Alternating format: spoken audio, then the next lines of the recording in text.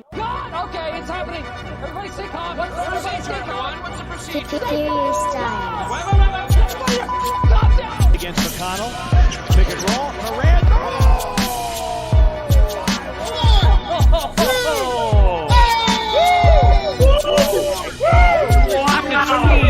I can see the beads of sweat on my Laser's lifted up the rope with down Reigns in it with a damn tractor. Look at that! The overhaul, Cousins back to throw on 4th and 18. He's given time. He wants Jefferson. Climbs the ladder. Oh my! Wise ago. Flying shot. Oh, what a pick! Front to the bag.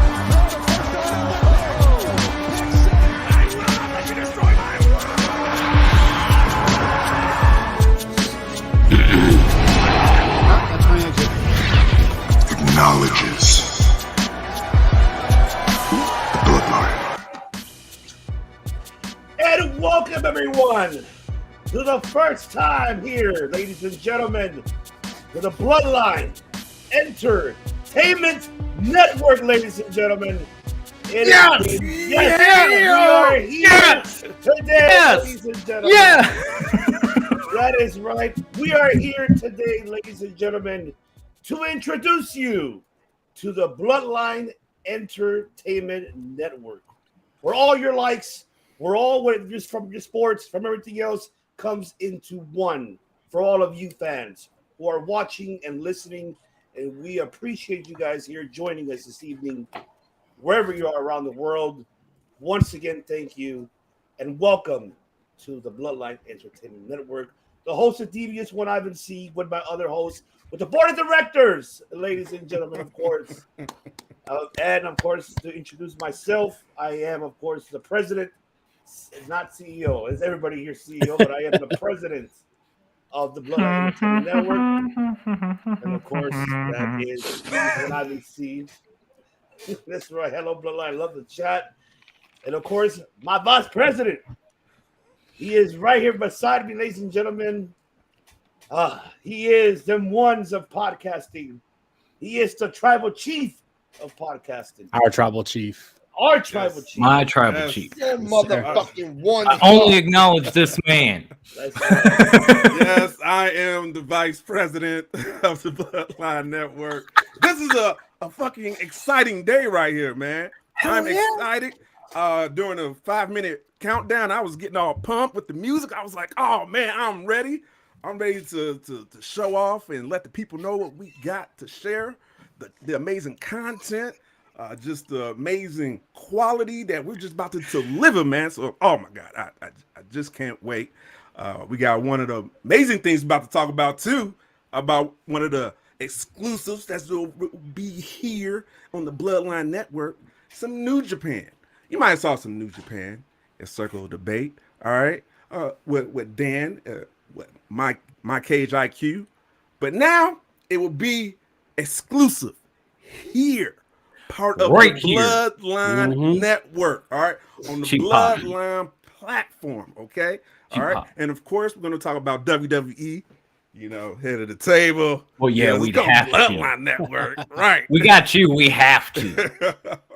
Get those ones up. AW, of course. Adam Cole, baby. All right, of course. Get them. Baby. Boom. Yes. And on Tuesdays, NXT 2.0. Yes. Love that.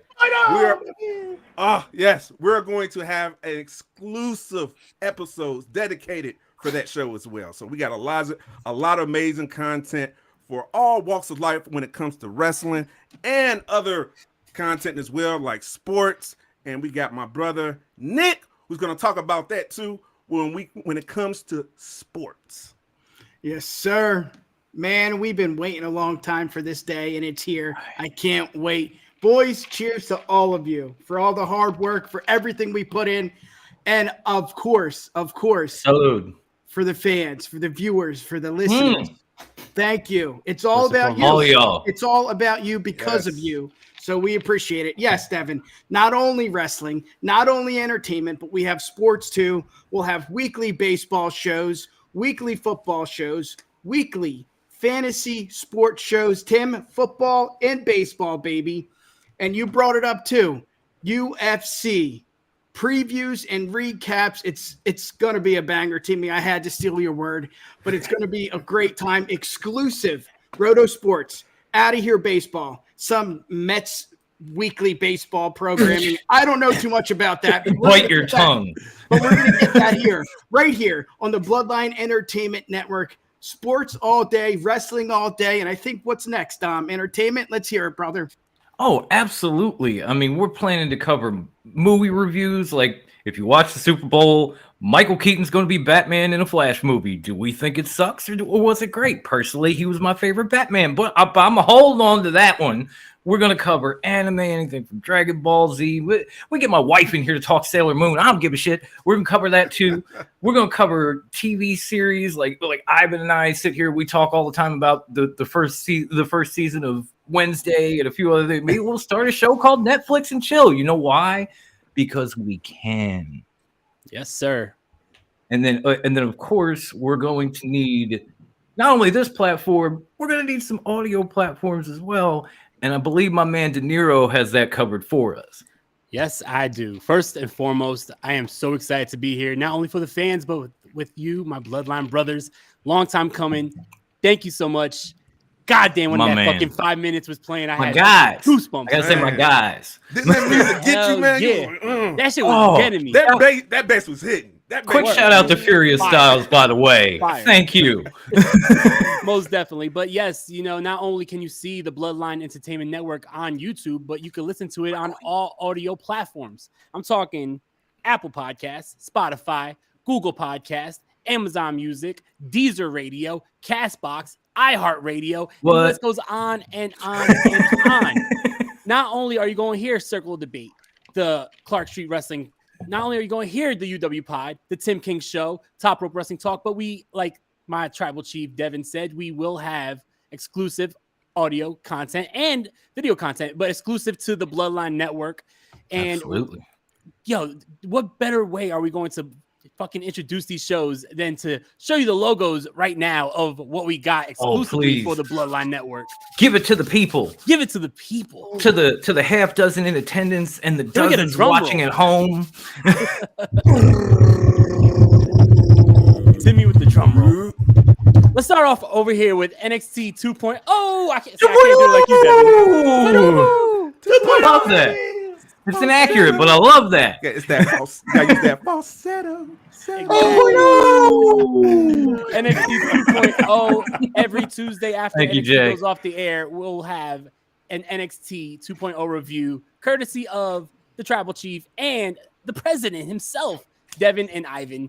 Thank you so much. Going to be also, not many people talk about New Japan Pro Wrestling, and that is a goddamn shame because New Japan Pro Wrestling is some of the best wrestling content you'll see out there.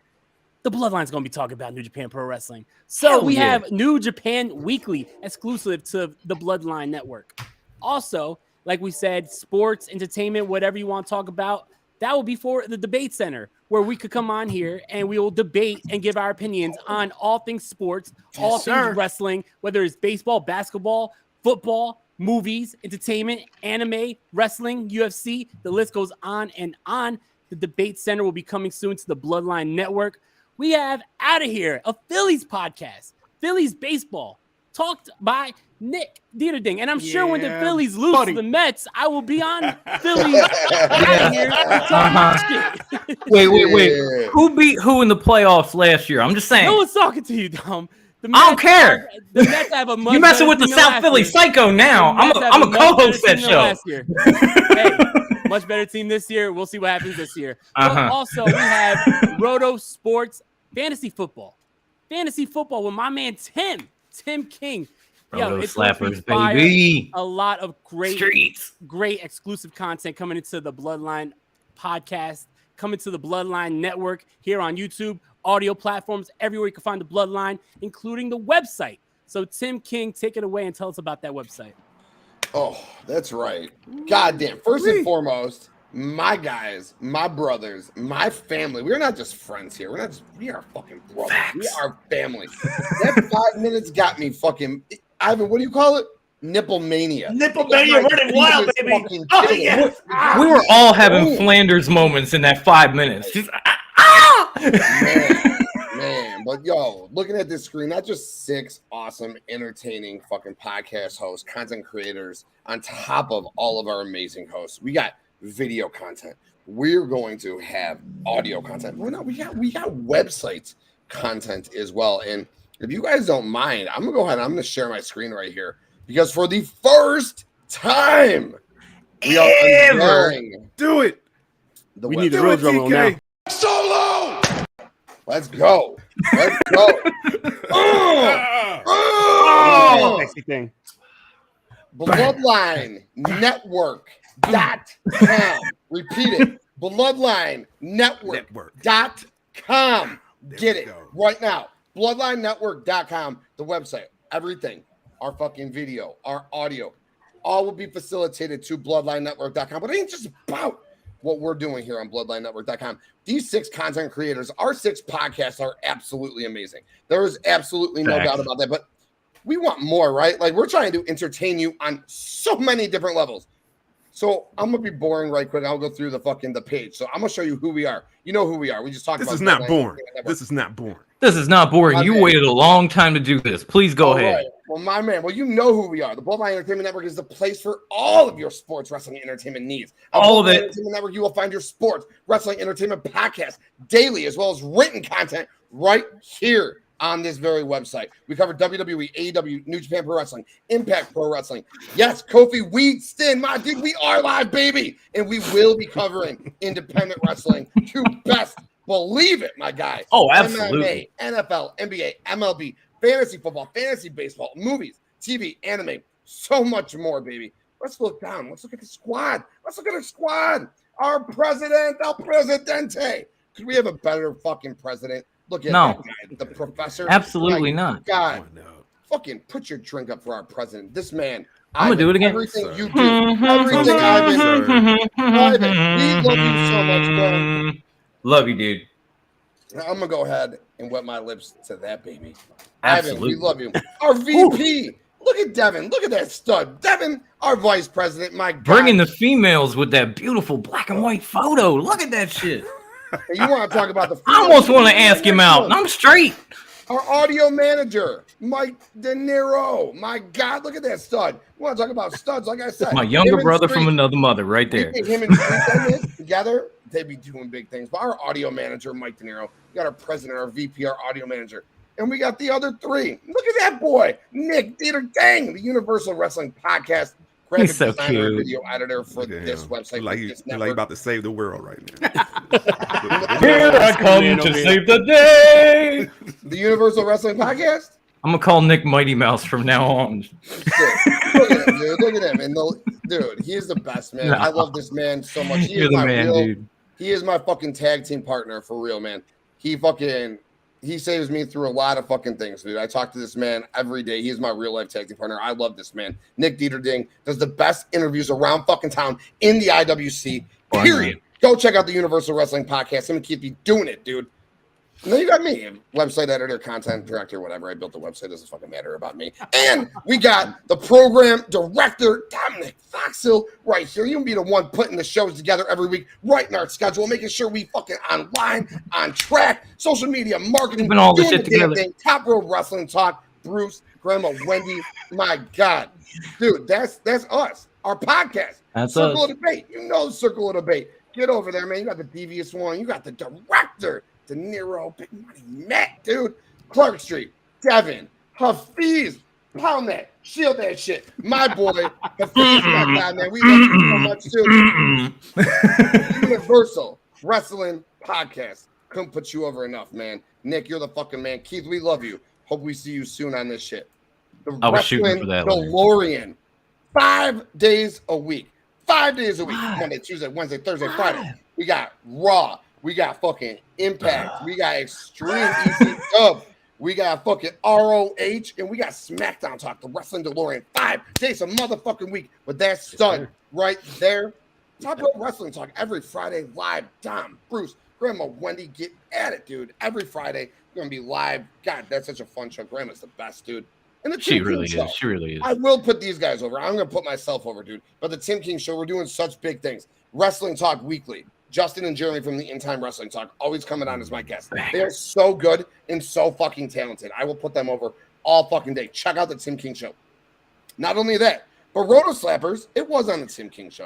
Now it will be a network exclusive. But, dude, I'm so proud of what Streets is doing, what Big Texas Blake Kendrick's doing. You want fancy baseball talk? You want fancy football talk? Check out Roto Slappers. No longer on the Tim King Show. Bloodline Entertainment Network exclusive. Check it, baby. Let's go. Those are our podcasts, man. I always want to give like the biggest shout outs to our hosts. Like, I love these fucking guys. And my sports show, I'm gonna be Pat McAfee. I got my boy Mike Dog coming on to be my AJ Hawk, dude. So I'm very excited to have a sports co-host as well, dude. So that's pumped. I'm pumped. We love all of our co-hosts. We can't thank you guys enough. Oh, absolutely. Was definitely, yeah. And then website writers. Bakley, Dan Bakley, our honorary Oos. You're going to see this guy on our network probably as much as anyone, to be honest. Wait, is he Sammy? Like, he's more than Sammy. He is dude. ginger and all, so He'll be honest shortly. He's more than Sammy, dude. No, watch that motherfucker. MMA writer for us. He does all the drafts I'm going to talk about with me. He does the Great top 10 dude. list with us. Love you.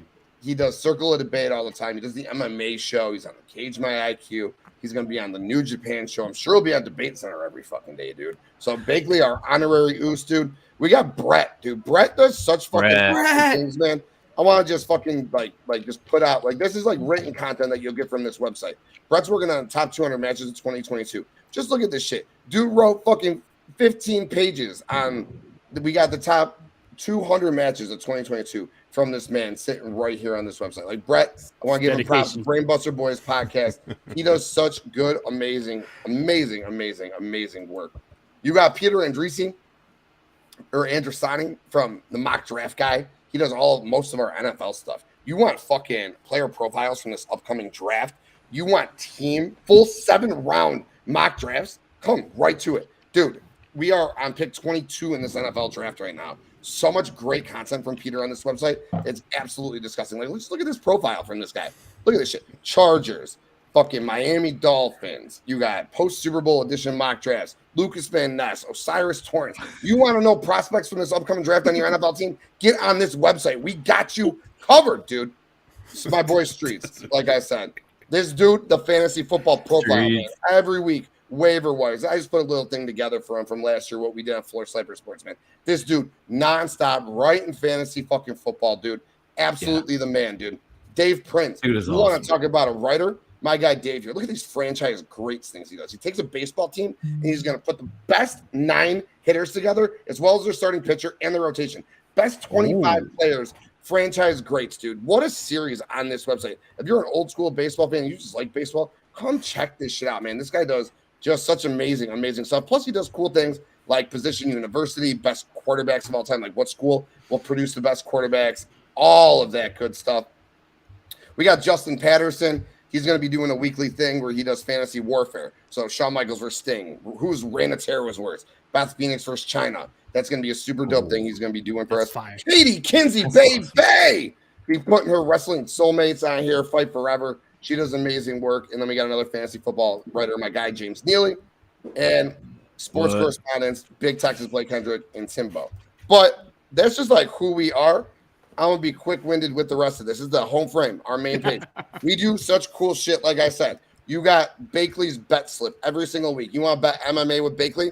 Come fucking bet. He's got what he's betting every single week. Every Thursday, this is going to be there. We do drafts as teams here, right? We put it on Twitter. It'll be on the Bloodline Twitter. We take 5 to 6 guys. We draft out either full lineups. We'll put them together, and then we have Twitter vote. So in this case, Team Blake won. We're on. This is our 10th one. Like Kimbo's got 3. I got 3. Blake got 2. Bakley got 1. Lance got 1. So like we do full drafts, dude. Look at That's this. the early comment of the night right there. Like we do entertaining shit like this. All of you guys did this with us. Our top 30 wrestlers in the world. Yes. We pulled 15. We pulled 15 people from the podcast community and put it together to figure out who the best wrestler in the world was. Sorry, my tribal chief. Roman Reigns. Devin, who was your first, huh? Let's see. We got Devin right here. Roman Reigns, obviously, was his first. But we do dope ass stuff like this. In addition to that, we have cool stuff like 90s Hornets articles from guys like Gary. Right under that, we got It won't show because we're live right now. You can't show 2 videos. But when we're live, it'll show our live video right there. So you go to the website, it'll be playing. All of our podcasts, so everything we do right here, right under it. You want football, wrestling, Big Brett. Every week is going to have his top 10 matches of the week. It'll be rated out right here on the website. Again, you can't watch it because we're live right now. All of our videos are right here. You ever want to catch a video from us, you go check it out right here. All of our originals right here. Sports, drafts. You got our latest articles. And then again, I know just the 6 of us, whenever you guys are like, fuck you. But all of our podcasts right here. You want Circle of Debate? You see the latest from Circle of Debate. You want Universal Wrestling Podcast? You get the latest. Clark Street. You get the DeLorean. You get the Tim King Show, Top Rope Wrestling Talk, everything you need. And if you ever want to contact us, hit us up at info@bloodlinenetwork.com. My brothers, I've been waiting months to do that. Sorry if it was so long-winded. But we here, bloodlinenetwork.com. Let's go. Got me hyped. Let's give it up for Tim. For real. Tim. He beasted that. He didn't even breathe right there. No, he didn't even breathe. That was like shout out to the chat. Apple performance right there. Guy got the mic on. Chat is killing it, man. I'm like, man. I was trying not to laugh while he was talking, but they were fucking killing me. I got you guys like laughing at the chat, so I wanted to come back, but I was too in my mode. I love you guys. Seriously, audio, video, website, our podcast, all you for the fans. Yo, we're here. The Bloodline Entertainment Network. We motherfucking here. That's what we were laughing at. Yeah. That's that comment right here for you. That was comment of the night right there. Shout out to Faction Cast for that one. I love my KPG. Right. It's a high bar, people. We appreciate the engagement. We appreciate everybody coming in. Make sure you hit that like button. Make sure you hit that subscribe button. If you're coming in from all of our channels, because I know we're streaming on them all of streaming platforms. Make sure you hit that link in the live chat and you come straight to the Bloodline and hit that subscribe. All right, so you can join us right now. Shout out to King Huey in the chat too. Shout out to Lords of Hell yeah, Music. what up, King Huey? You know what I mean, we got King Huey in the chat. We got Angela. And if you don't mind, I love Angela too, but I gotta give a shout out real quick to my man from Clark Street Wrestling Community, to Spencer here.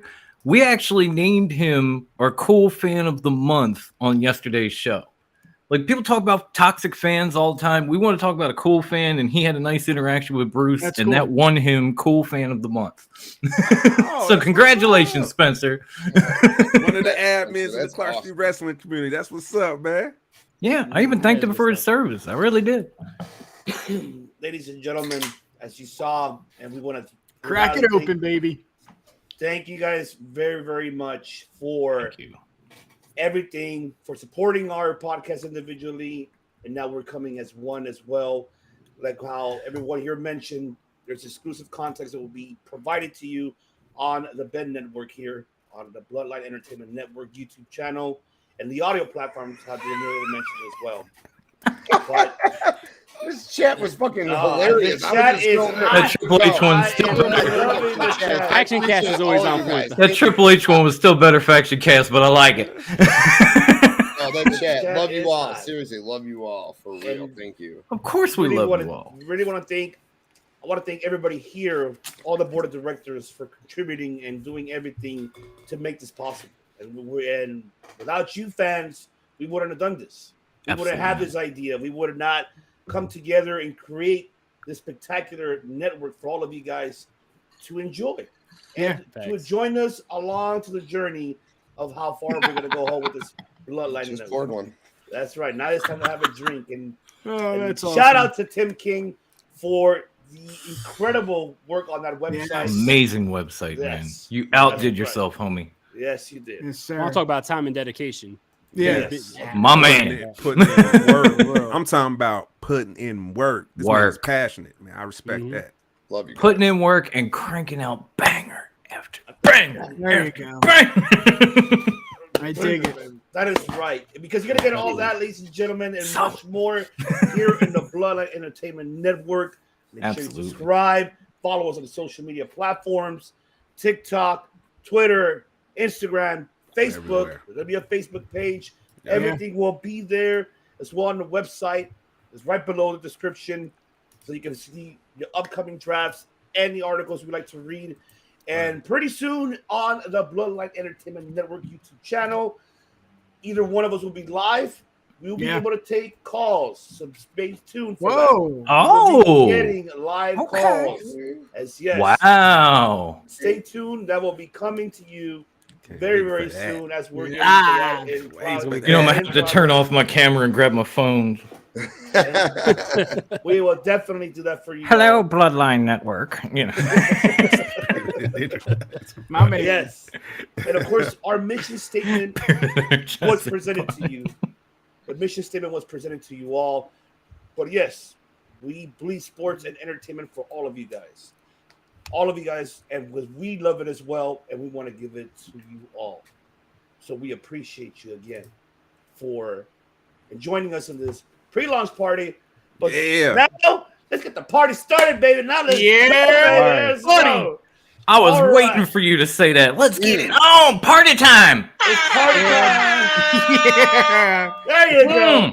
There you have it. I raised my Irish coffee to the bloodline and then peeps in the chat. Not to this beat. This shit's fire, yo. Yeah. I think Furious you Styles, baby. on this beat. Love you people in the chat so much. Love you guys. Yeah. Love you, Furious Styles. Yeah, shout out to Furious Styles on the beat right here. It's fire. That's my man right here. Hey, yo, Huey, let's tomorrow. Oh, yeah. Let's hear it. Tomorrow, ladies and gentlemen, we'll be back here to do the first ever watch along on the Bloodline Entertainment Network, as we'll be doing the watch along for AEW Revolution. Nice. Make sure you join us tomorrow. Our revolution will be televised too. Oh, yeah. I dig it. Hey, Devin. What's up, man? I think JD wants to see that promo for Outta Here. What do you think? Should we give it to her? Come on, JD. I want to see it. She's got to be on it too.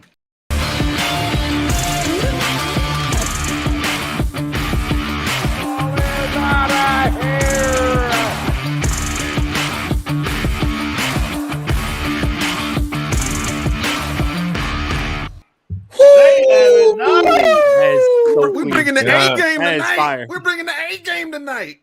Nothing but bangers. Nothing. Can't wait. Oh, man. I cannot wait either. It's going to be fantastic. I cannot wait. Man, whoever wants to come and join us, message in the chat. Hop in. Hop in. I'm going to put the link in the chat. All right. So whoever wants to hop in. Yes, sir. Hop in, say hi, say hi and bye. All right. Come and say. This could get risky. Make fun of me. I don't give a fuck. Please, you wouldn't be the first. Please have clothes on. That's all we ask. Right. Yeah. At least this part. I don't care if you're wearing pants as long as you're sitting down. All right. You got to cam up. You got cam up. Yes. Cam up. See, there go the link right there. Be courteous, guys. Even though we're TVMA, but come on. That's right. We're here for you. So, yes, later on this evening, of course. Also next week, you'll get, of course, NXT 2.0. Yes. 2.0. 2.0. And next. There's that smile I missed. There it is. Yes. And then you also get, not only that, but you're going to get the New Japan show coming up next Saturday. That's the day we're going to be recapping the first round of the New Japan Cup. Man, so much coming up this next week on the Bloodline Entertainment Network. Stay tuned, because Tim got something for all of you coming next week on the Bloodline Entertainment Network, baby. Oh, it's big. It's big. I'm about to say, you gotta. It's huge, but you gotta come back. You gotta come back. It's crazy. The first watch along for the Bloodline is the AEW. AEW, yeah. Wrestling. And it's only 24 hours away.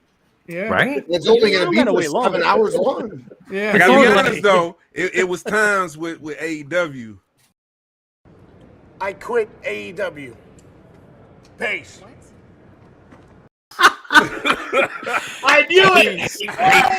I knew you had to get that clip. I knew you had to get that clip. You know I was clipping that. For real, bro. I was like, oh, this is clip. I could have put money on that shit. Definitely not going to lie. It's not. I don't need Dan for the bets on that one. But it should still be good. And every time, what do I say? I'm verbatim. Every single time I do a watch along with my Bloodline brothers, it automatically takes that show up 2 points or 1 letter. Absolutely. I've said the same thing. Even if the pay-per-view sucks, being on with you guys makes it better. Yeah. But you know what? The card is stacked. I was looking at the card today. I'm like, this is going to be a good show. Like, they would have to really fuck up for it to be a bad show. Yeah. Like, yeah. Come on. Like, you have good matches on there. What would that be? Just stick to the good matches. What would be that big F up? The Elite One, that's the biggest fucking fuck up. Brian Danielson gets injured like 2 minutes into a 60-minute Iron Man match. Right. Oh my God. Knock on wood, bro. The worst, he gets a horrible concussion like 2 minutes into the match. I say, we're done. Comes out? Shit, Who comes out? Yeah. Over under 3 pints of blood in the Texas death match. Oh man. It's gonna be over. pads. It might be too Over. extreme. Yeah. Moxley pads. I love that shit. Yeah, they're gonna be cutting up. Oh man, yes, definitely. These are full blades. Of course, later this evening, ladies and gentlemen, you're gonna have the UFC 285, the return of John Jones versus Old Cyril Bones Gane. is back. Shit. Old Bones is back after a long hiatus. Bakley and I and the director and Coach Rage, the Modest Brothers, will be recapping that next Wednesday. I'm excited for that. Nice. So I don't know who's excited for John Jones' return, but I am. I'm excited. Yeah, buddy. Oh, yeah, hell yeah. I am. How much weight did he put on, Ivan? Does he look like Daniel Cormier? Speaking of Dan, look at that. Exactly. My man. It's the Sammy Uso of our bloodline. You know what? You know what, Bakley? I don't even know why you got to do honorary Uso. And now I got to keep my eye on you. See, now you're making him paranoid. We're trying to party. Watch your back, Devin. Right. He's got the chair in hand. That's why I'm on the bottom. And everything. That's why I'm on the bottom right now, hiding. You know it. Oh! Get out of here. Oh, stop that. Come back, Dan. Come back. Use it. We need you, Solo. Bakley. Use it. Solo. What is Solo at? Ah. Solo! My shoulder was just starting to feel better. But Bakley, let the people know how much weight did John Jones gain for this fight? 65 pounds. Holy Hey. shit. What? Damn, bro. Holy shit. I was going to guess He like weighs- maybe 30 Is pounds. he coming back or is Daniel Cormier? What the fuck? He's coming in 1 more pound heavier than Gane. Wow. I saw like the Wow. weigh-ins. He did look like he was Yeah. built. He put on some muscle stuff. Mhm. For sure. Wait, I know it it's took him- 65 though. That's wild. It took him 3 years, so he did it the Who right do we way. have? Yeah, he had to go. Hey! Holy shit. What up?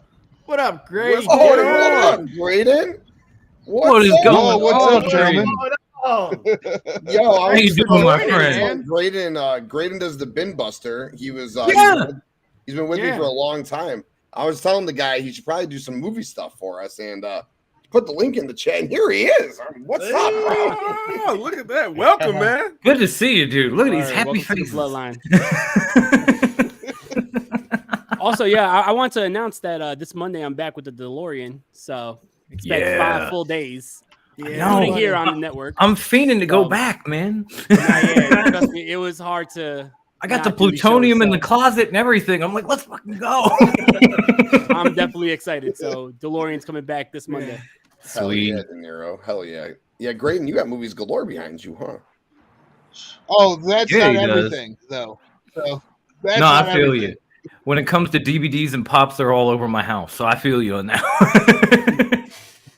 What's up, bro? Introduce yourself, though, dude. Say Well, Yeah, man. well, as Tim said, I am Graydon. I'm also known as the Buster. I on my own channel. Yeah. On my own channel, I just did an unboxing. Oh. I talk all sorts of movies. Nice. I Oh talk shit, all Raider. movies. Oh, you got all the. Oh, nice. Love it. Like I said, I talk all sorts of movies. I collect all sorts of movies. That's great. Movies, reviews. I do Walmart Wednesdays every Wednesday. Oh, yeah. So Oh, that one. Ah, damn. Okay. Yeah. I have killer content coming every week on There my you own go. YouTube channel. Bin Buster right on YouTube and all social media. There you go. Get that plug in, man. Get that Yeah. plug in. Let Hell me know. yeah, Let me know. We all Frankie, watch what are you Nick. doing, man? You already getting out, son? Supposed to be the honorary Oos. You didn't come in here and talk about me. You didn't talk about your Hello! podcast. You didn't talk about nothing. Come on, Dan. I've known Graydon for like 3.5 years. It's the first time I've ever talked to him. Booted him again. God damn, homie. That's twice. Dan getting booted like crazy. I was just about to bring him back. Okay. Hey, why plug myself when Tim did it 3 times? Right? In like 8 seconds, too. My man was on fire. You know what? You never waste the opportunity, though, Dan. All never right. waste the You're opportunity. welcome. That's right. You better have. No. I'm not knocking him. And that's I why want Tim you're to promote me at the end of my honorary. show. I'm deleting him. I'm deleting him from the fucking site right now. You can feel it. I love you, Big Dan. I'm just kidding. I had a blast. I love you, Big. My IQ today. I Check it lasted out. 30 minutes, so. You're welcome on I don't Top know, Rope Tim. anytime, Bakley. I love you. I would have been like, do it, Tim. Solo! Speaking of that, I wanna, even though I know, but I'm gonna do it. Sorry, Dom. I have to do this to you, and I'm doing this. What are you doing to me? Yes, ladies What are and you doing to me? gentlemen. In the next couple months, within time, Top Rope Wrestle Talk will be exclusive on the Bloodline Entertainment Network. Oh, shit. Yes. I'll be honest. I didn't even know that coming in. Okay. Word. So everybody who is Breaking news on the pre-launch party. yes. He shocked me, y'all. Top Rope Wrestle Talk will be here every Friday exclusively on the Bloodline Entertainment Network. Yeah.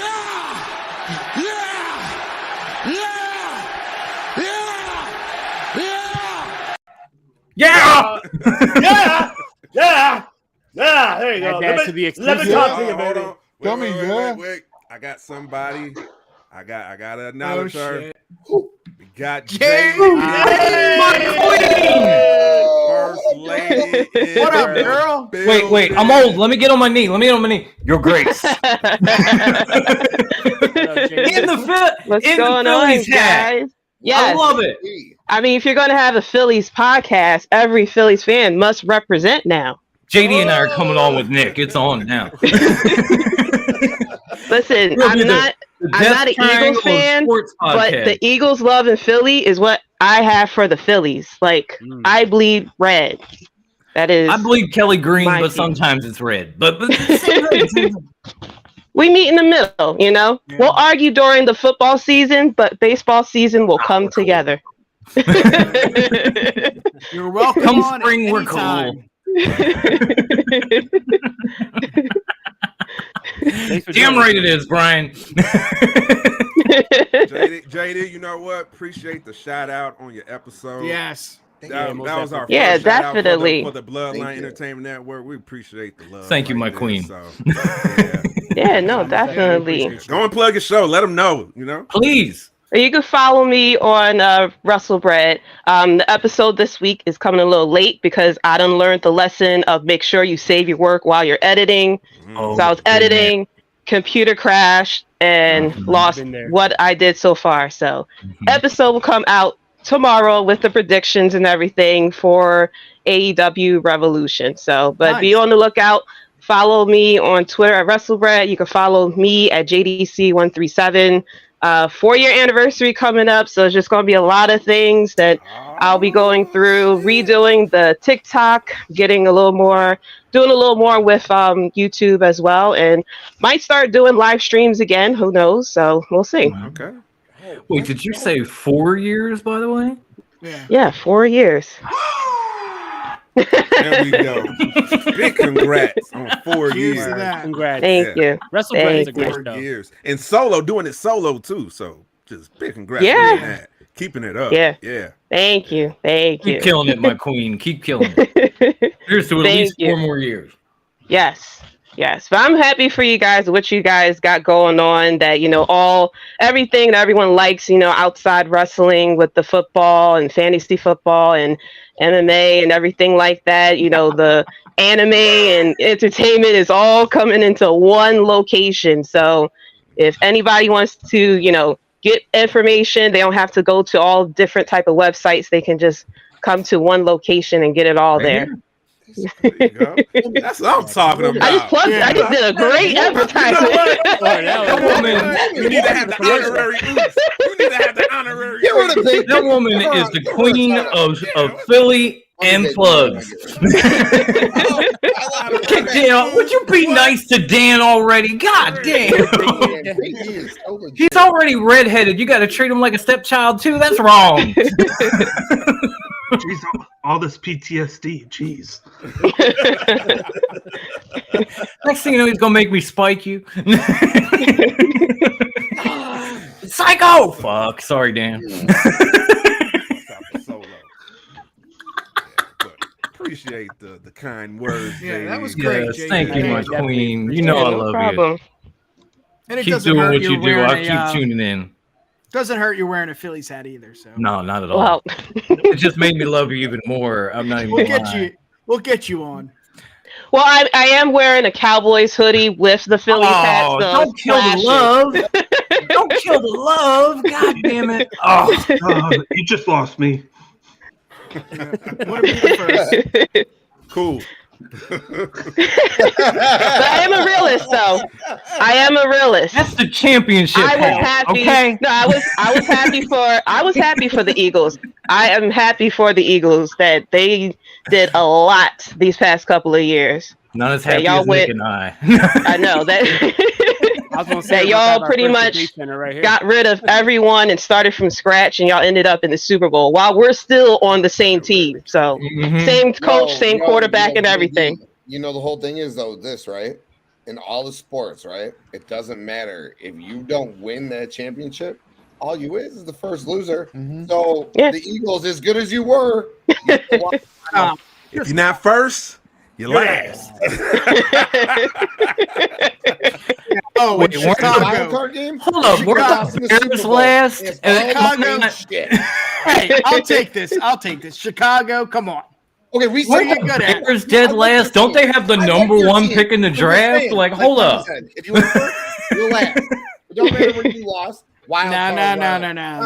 No. See, you know what we did? You know what Nick and I did that you and Devin didn't do? Sat down and watched our team in a Super Bowl. Okay. Yeah. We didn't think about who we're taking number one. We were thinking we're winning a fucking Super Bowl. Y'all got there with a quarterback. TK, no. Let him rock, bro. Let him rock. We ain't gonna say nothing. Just let him get it all out. I like it all. Let it get it out. Y'all started it. I was just sitting here chilling. I was just taking JD's side. I'm just saying you ain't first, you're last. I got two Eagles fans that ain't backing me up. This is bullshit. All I gotta say is, hey, we got the 10th pick on top of it, so right. Good. What'd you say, Graydon? Hold on, I said the Phillies and the the Chiefs are not going to stick around for much longer together. That's all I got to say about that. That salary cap's going to come into play. There you go. Okay. And then our Bears are going to be there. That's right. Yeah. No, I think the Eagles are a great team. I was just saying, Cowboys, Eagles, Bears. End of the day, we all finish in the same spot. Not Super Bowl champions. That's a fact. There you go. Yeah. I mean, but you know what else is a fact? We got a lot closer than any of y'all. You did. But the thing is with the Cowboys is no matter whether or not, they're never going to win a Super Bowl because whether they go 0-15 or make it to the playoffs, they're still going to be, the rock stars and stuff like that. So there's like no consequences of them not losing, With the Eagles, I witnessed the whole city wanted to fire everyone in the office. And what did they do? They fired everyone, started over, and they made it to the Super Bowl. There's no consequences for Jerry Jones or anything like that. There's no consequences for Dak Prescott. He's making commercials and everything. They could be 0-15. He'll still be doing Campbell's soup and everything. So they're never going to win a Super Bowl or anything. This is basically just to say, hey, Cowboys here and the cheerleaders and stuff like that. It's all vanity when it comes to the Cowboys. So they're never going to win. The only Debate center all day, please, JD. You already see the wheels spinning in Ivan's head. He's just smiling. And I'm like, look, I love the devious little smile, though, bro. And then He's writing that. He's smiling. He's writing down topics for the debate center. I know, right? He's all in his devious biz right now. Hey, I'm observing and listening and watching. I know what you're doing, homie. I know you. Yeah. I see him rubbing the hands like Birdman up there. This might be day one for the Bloodline, but this is not day one. Me and you. I know. Yo, did you know we had a 1-year anniversary? Nick, Dom, JD, and myself were on Clark Street. Yes. 3 days ago. Yes. Wow, that was a lot. It was 1 year ago. It was because it was a week before my birthday, and my birthday is a week away. All right. Yeah. Wow. That was the only episode that didn't air the after hours. That after hours was wild, y'all. I'm gonna protect some people here. Yeah, that shit was wild. People got jobs. Well, I left that job, so if you want to throw my shit out, go ahead. But... Yeah, you was there, man. Yeah, you were there. We were all there. Said it, bro. Well, I know I was there for the regular. I know I was there for the after hours. I don't remember. All right. Yeah. And the Chicago Bears are good. Okay. We were all a little tipsy after hours. I hate Chicago teams. I hate Chicago teams more than anybody. I'm not jocking them. I love them, but I hate them. I'm joking. All I was saying was, if you ain't first, yep. We're 32nd. We're 32nd. You're 30 okay, Ricky Bobby. Yeah, I'm watching it tomorrow. I did predictions on it, so I'm watching it tomorrow. Yeah. Well, how you watching it though? You gonna watch it for the full price, discounted price, or the internet? The internet. When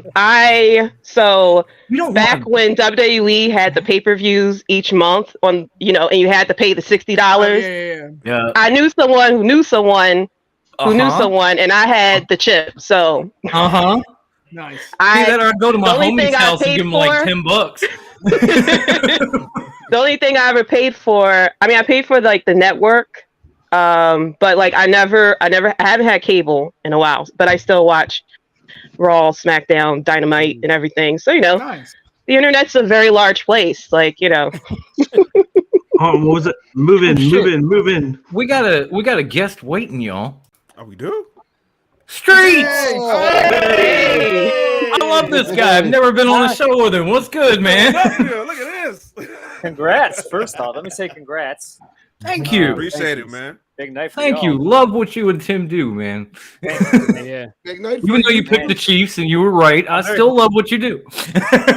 Congrats to you, Streets. Never Network exclusive show, Roto Slappers. Congrats to you, man. That's fucking. Thank you again. Good shit, Streets. Right now, we have that in common. We're both Bloodline exclusives. I just found that out myself.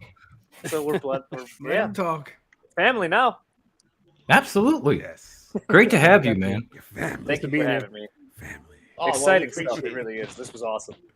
I'm very excited. I think all of us are excited. So here's now the question that we have. I want to have individually for all of you guys because we're it's around the world of not just pro wrestling, not just MMA, but the entertainment side and the sports side. So I'm going to ask y'all, the guests, individually. So start off with, of course, the queen herself, our first lady. Of course.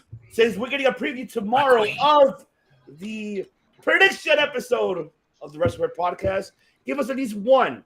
Which match are you intrigued, and what are you excited for the match that you're invested on? The whole card. You make her give away what she's trying to say.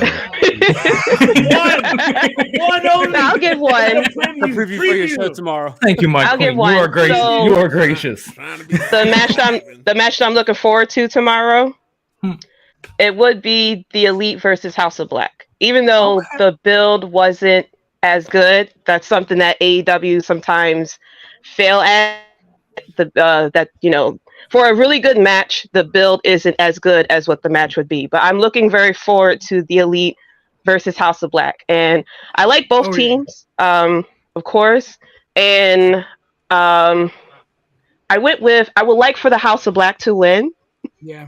But I feel like the Elite is still going to retain, unfortunately. I would love to see what the House of Black is going to do if they were to win the titles. Yeah. Yeah, I'm right there with you, JD. I really do. I really do think the Bucks are going to win. But God damn it, I want Malachi to, I want the House of Black. Finally have a title. Oh, go ahead. No, go ahead, Nick. You're good. Finally have a title. It would be something special. I think this is what he deserves. I hate throwing that word deserves around, but it would be cool to see walk out on Dynamite with that title. It's something I think, JD, like you said, we want to see. What do we see now? Ivan, this is all love, but Nick remind me of JD McDonough. Okay, that's a compliment.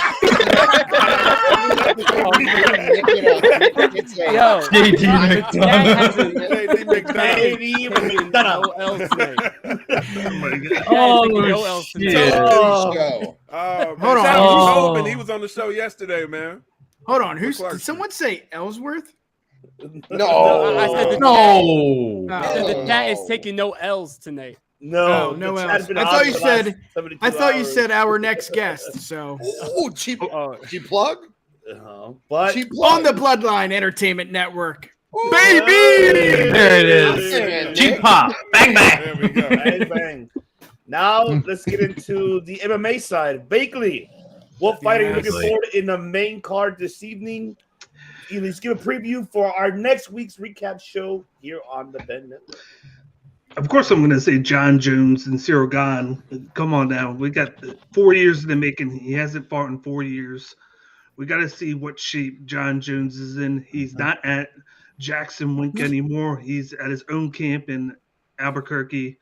Cyril Gahn lost once to Francis Ngannou, bounced back and knocked out Tuivasa. It's all about what can John Jones do at heavyweight and can he win tonight? And then what's he going to do afterwards? And he's basically the GOAT right now. He hasn't lost. He hasn't fought in 3 years. So it's like, can he bounce back and continue that legacy? Yeah. Awesome. I'm looking forward. Absolutely. Same here. I am looking forward. I cannot wait for this evening. Man, the Benster himself, Mr. Benbuster. Give us your take overall, brother. What's going on in the entertainment side of the world? What should we look forward to? What's upcoming that we should really pay attention to? Buddy. Give us the take of what we should look forward to. Look forward to. I mean, this month has a bunch of movies coming out that are up there. They're being talked about. You got Scream 6 coming out, or Scream 2. It depends what way you look at it. Will they or won't they go with the whole Stu Macher is a cult leader thing? We don't know. Be cool. It seems like that's the way they're building it, but we'll find out. I love that. You know what? Yeah, that's a hot take right there, because you've had Lumen. If you notice the character posters, look closely at all the character posters. Courtney Cox's character is the only one whose knife is hanging upside down. She's going to be the one dead. She's going to be the legacy character that's dead in this movie. Oh shit! Okay. You're floating like juices, bro. Hey, Devin. Hard right now. Easter eggs right here live. It makes sense with Arquette being the one that he was dead last movie. So yeah. Oh, that made me cry. I cried in the movies. I cried. Me and my wife cried together. We cried hard. Like, shows that you're that's a little hard to take. I'm not gonna lie.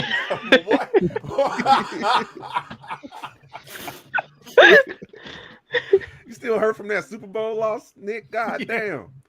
I don't. Out on us. I don't. Now he wants to chime in, right? Brandon, what else we got, bro? Scream sounds dope. What else we got? I mean, this month, Cocaine Bear just came out. So if you guys like bears doped up on cocaine, that's coming out. We got a new I never Guy thought I'd Ritchie. see bears on cocaine, so that's a thing. What about a true story? Based on true story. Yeah, it's based on a true story. Yeah, based on a true story. We have this weekend coming out. We had Creed 3. Nice. That's right. I got the original one behind me. with Michael B. Jordan and Jonathan Majors.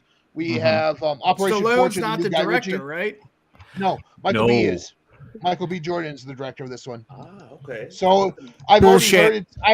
I haven't seen it. I've heard it's slightly different in the way of running, the movie, the way it's paced, and it more character driven on the Creed side rather than having Rocky in there being the mentor, which I kind of like that he's not in there.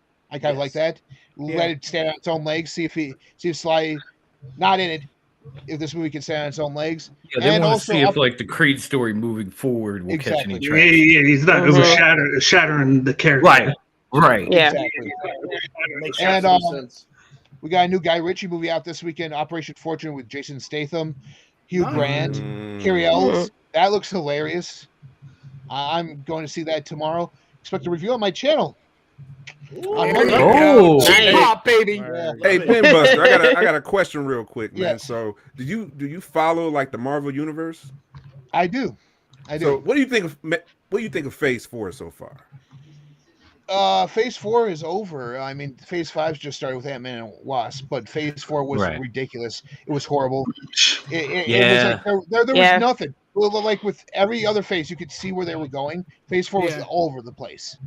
I agree. It was a lot of TV shows, and then now they finally going back to the movies. It was quantity. If I had access to my clips right now, that Chris Tucker shit would be playing at this moment. It was bad, man. It had no fire, no energy, no nothing. It was quantity. It was quantity over quality. And if Phase 5 is any indication, it seems to be the same going forward. Now, what was your thoughts about Did you see Ant-Man? I have. Yeah. I haven't. Not yet. I'm not going to spoil it. I haven't seen Ant-Man. Yeah, but that Come on, Chris. Give us the spoiler. Yeah, I haven't seen it yet. I don't know if I want to. Hold on. Ant-Man's in it. Give us That's my biggest spoiler. My biggest spoiler is Ant-Man's in it. So that's on. Right. Good, wow, good, man, give it all away. I had my hand on the trigger. I was ready. Solo! I do have a question, though. My apologies. I did too. Go ahead, Ivan. Go ahead. Yes. So, Grady, give me your thoughts on what are we going to be expecting for John Wick 4 coming up? That's coming out on March 24th. Is this the last? Is this going to be over? Are we going to see John? Or you have 2 more movies coming out for the sequel? This is 5, right?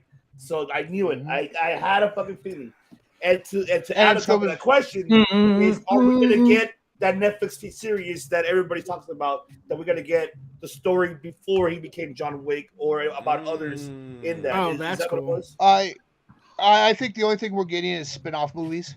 Honestly, I don't think we're going to get much in the way of Netflix series in regards to the franchise. Yeah, were we supposed to get the content at all, but then nothing ever came about it? Yeah. Let him talk, Dan. Come on. Still might get that. But I mean, with John Wick 4 coming out, like I said, this month and next month are huge in the way of movies at theaters. This is the way to get you back in theaters if you haven't gone back yet. Is John Wick?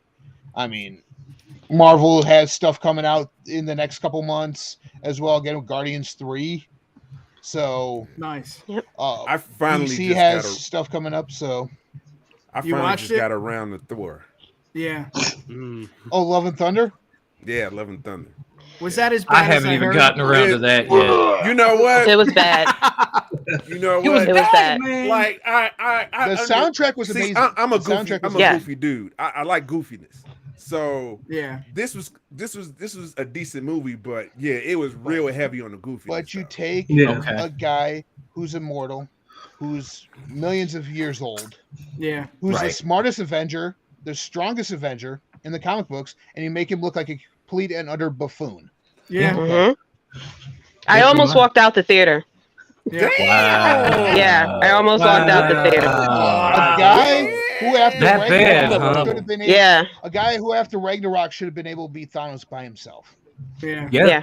That's how I think about the I thought the same thing, to be honest. The Omos and Brock Lesnar match. Yes, I love it. I love it. Love it. Now, I gotta get my streets from off. I gotta get my boys streets. That's the street, man. Here we go. Streets. Here we go, baby. Coming up now, we're currently in spring training for MLB. Now with the new additions to the rules, especially with the clock coming down, how will this really, affect, for the audiences coming up when the opening season begins in Major League Baseball? Is it a pro and con with this 8-second, 10-second clock, on the clock for the batter and pitcher. Does it work or does it not work? I want to hear your take about this. Personally, I like it. Like, this is me personally speaking. As a White Sox fan, I don't know if anybody remembered a guy named Mark Burley. Yes. Oh yeah. Of course. Oh yeah. So Mark Burley could finish a game in 2.5 hours or 90 minutes. I'd like it was or under that, basically. Every time he got out there, the game went fast. It was paceful. It was boom, boom, boom. It was kind of over with. That's kind of what you might start seeing. So we got used to it, seeing him pitch every 5 days for a while here, but now the whole world might get to see it, and I think people are going to like it. I don't know now from a fantasy aspect. I'm not quite sure, just to be honest with you, how it's all going to play out just yet. Like, that's a good question. Is the rushing really on the pitchers going to strain arms? Is it going to tire them out, having to go quicker, not get set? Like, I do expect more steals, so that'll help in fantasy with bigger bases. And you can't pick off over and over anymore on some of these guys. So we should see an uptick in steals from this quote unquote steals guys, which I always prioritize anyways.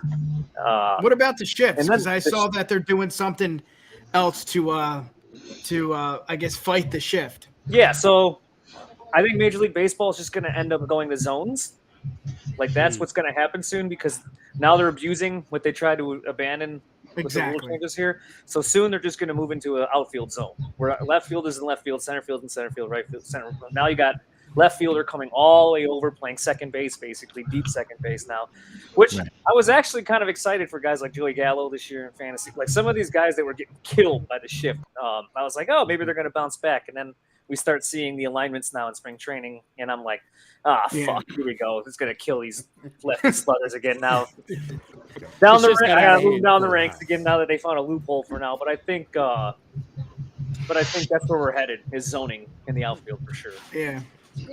Absolutely. Bagley, you had a question? Go ahead, Bagley. You had a question. Hands up. Do you think more teams are going to start using that opener pitcher where they pitch like 1 or 2 innings and then they go to the starter to try and take advantage of the pitch count with the faster count with in between pitches? No, not quite yet. I don't think. Like the same. I think the teams that use the opener are probably going to continue to keep using the opener, like your Rays and all these heavy analytic teams that do so already. But I don't think you're gonna I don't think the White Sox you're gonna see them do it too often, or some of these other teams that have 4 starters. I don't think so. White not Sox. quite yet. I know. Oh man, I'm a miserable Chicago fan. There you go, Timmy. Look miserable. up. With Tim knows what I'm talking about. Although miserable, we are miserable. We are. I have a question. City when it comes to sports. Yep, but hey, if you ain't first, you're last, right? Yep. Correct. Yeah. All right. We have the best position, but I'm Yep. According to Ricky, Bobby, and Tim. Suffer all year, but you know what? If you made Shake it, it back, baby. if you didn't make the playoffs, hey, it's fine. Hey, I haven't watched Tony La Russa for 2 years. yeah. Sleep in a dugout. Oh, we had Girardi, man. He didn't know what to do. No. I'd rather have Girardi than fucking He was awake. TLR in the streets. Yeah. I mean, Girardi didn't know. He was in his way. He was in his himself. Our manager fell his own asleep way. in the dugout and had a gift made about him. As This is true. I would too, brother. I would too. as bad as Gerard. Did we lose straight? Straight. Uh-oh. No, you can come back in a second, but I will answer that question. No, because they got the opener thing is just like a high end like setup middle relief guy.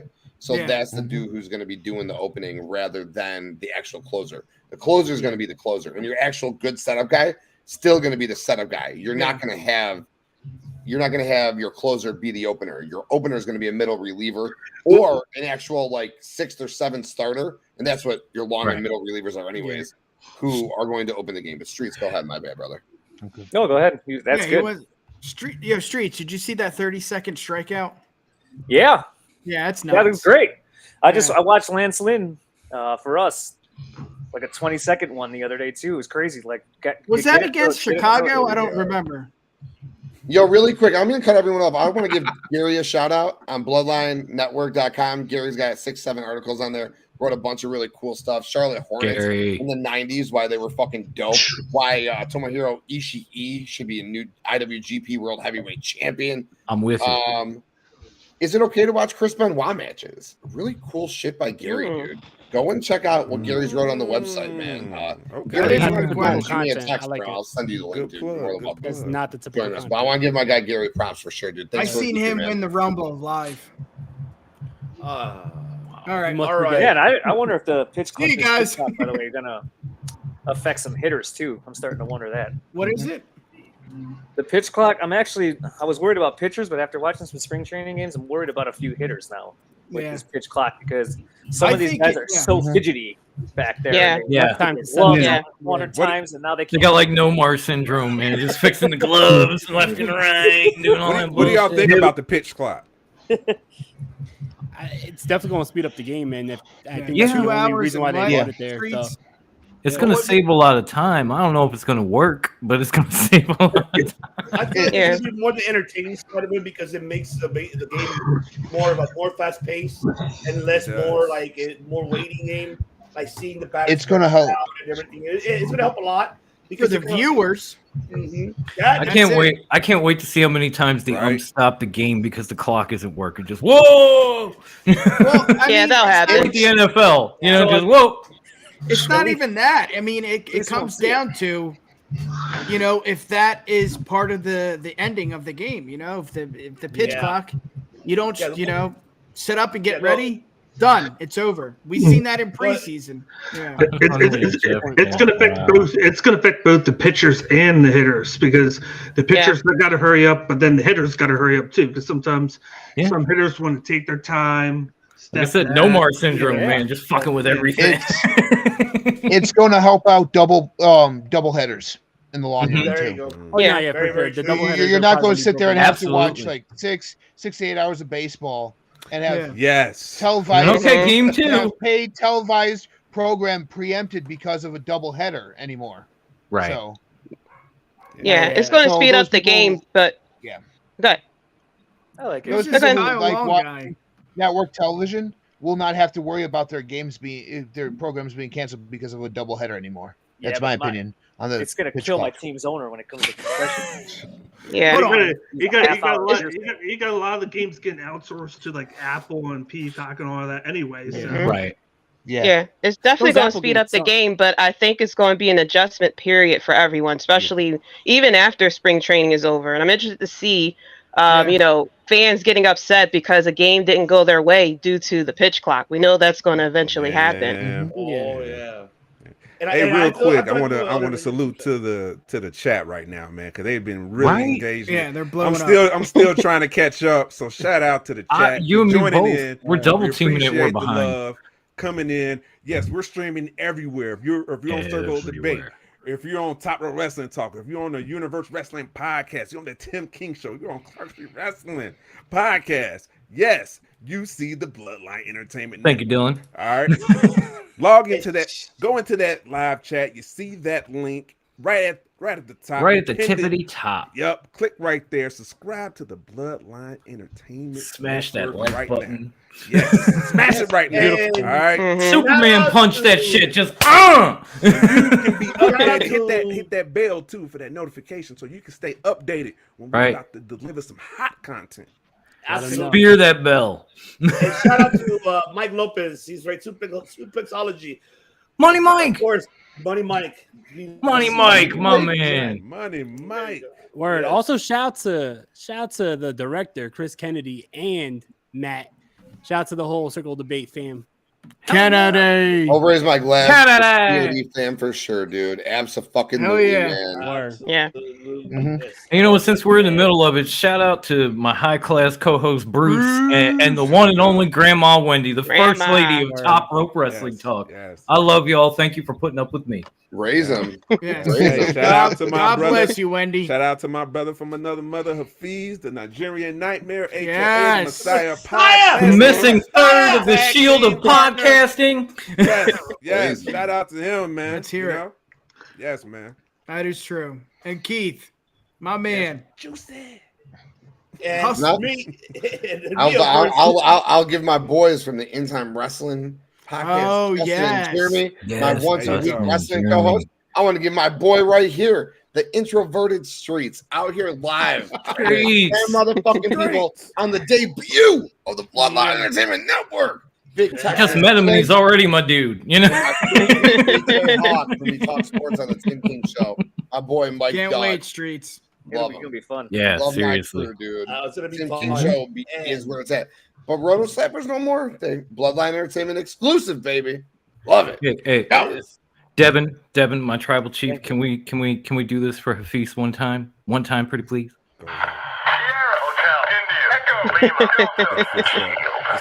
That's for you, my Messiah. The lunatic loves you.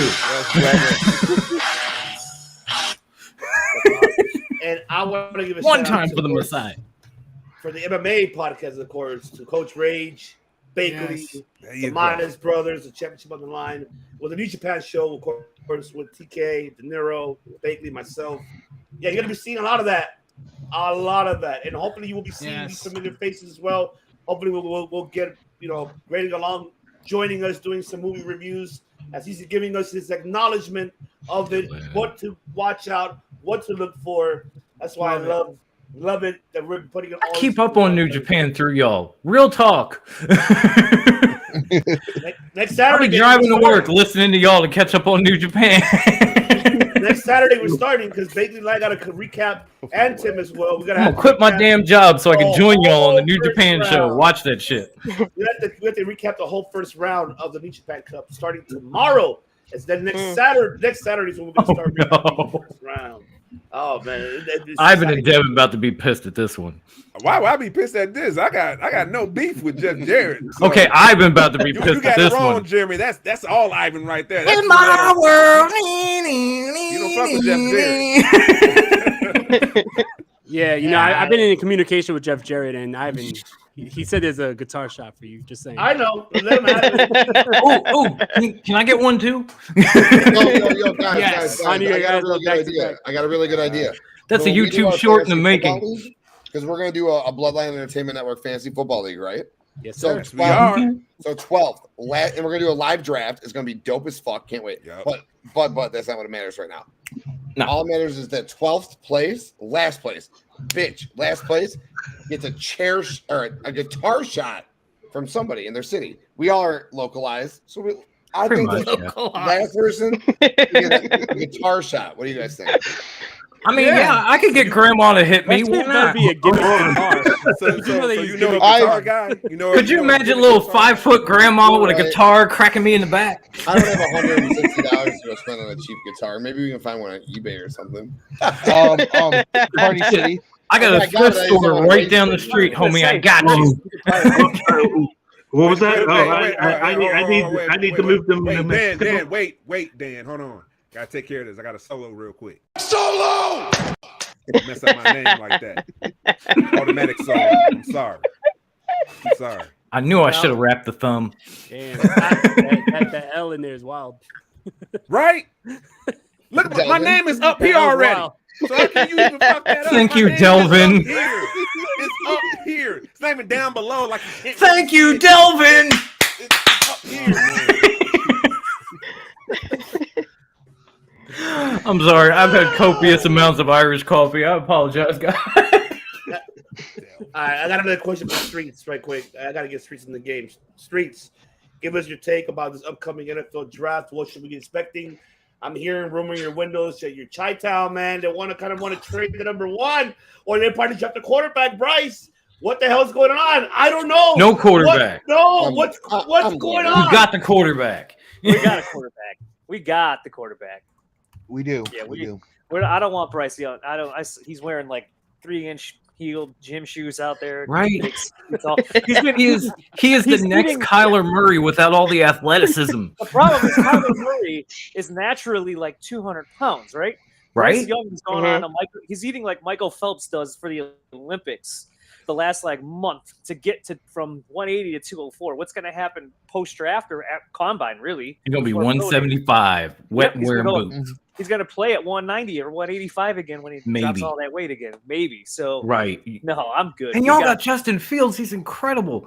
I think I said this on one of your episodes when you guys were live. Like, Justin Fields is in the position that Jalen Hurts was in last year, where people were questioning him and his athletic ability was there, the potential was there, the team was not. And then you put a few people around him and look at what happened. So, that's where Justin Fields is right now. You find that talent, and he's going to go. I'm going to go back to wrestling. He's going to go straight to the moon. The Bears had the worst roster in the NFL last year. Like, absolutely. It was like hanging out. They left him to go out there and die, basically. Like, hey, you're either going to do it on your own, or we're not going to do anything, really. So here, we're going to trade away everybody. I mean, I don't have it in front of me, obviously. I don't have it in front of me, obviously. But didn't Justin Fields run for like 1,200 yards and get sacked damn near 70 times anyway? Correct, but he's not. Talk about running for your fucking life. I would say that they had a better offense than the Texans.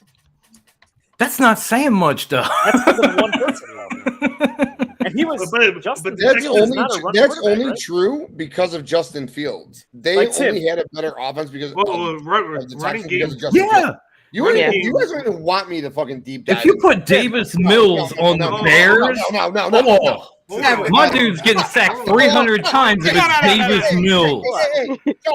Hey, I read. The answer is this simple. No, Mr. Ohio State. Do not trade fucking Justin Fields. No. Do fucking trade the fucking first pick. Do you understand the fucking assets that we are going to acquire? Yeah. The trade rumors are there. Seattle first or 5-20 in the 24-1 for one to move down 4 spots. And guess what? With Jalen Carter's fucking bullshit, sad story, right? But it is what it is, okay? With Jalen Carter's bullshit, he moves to 5.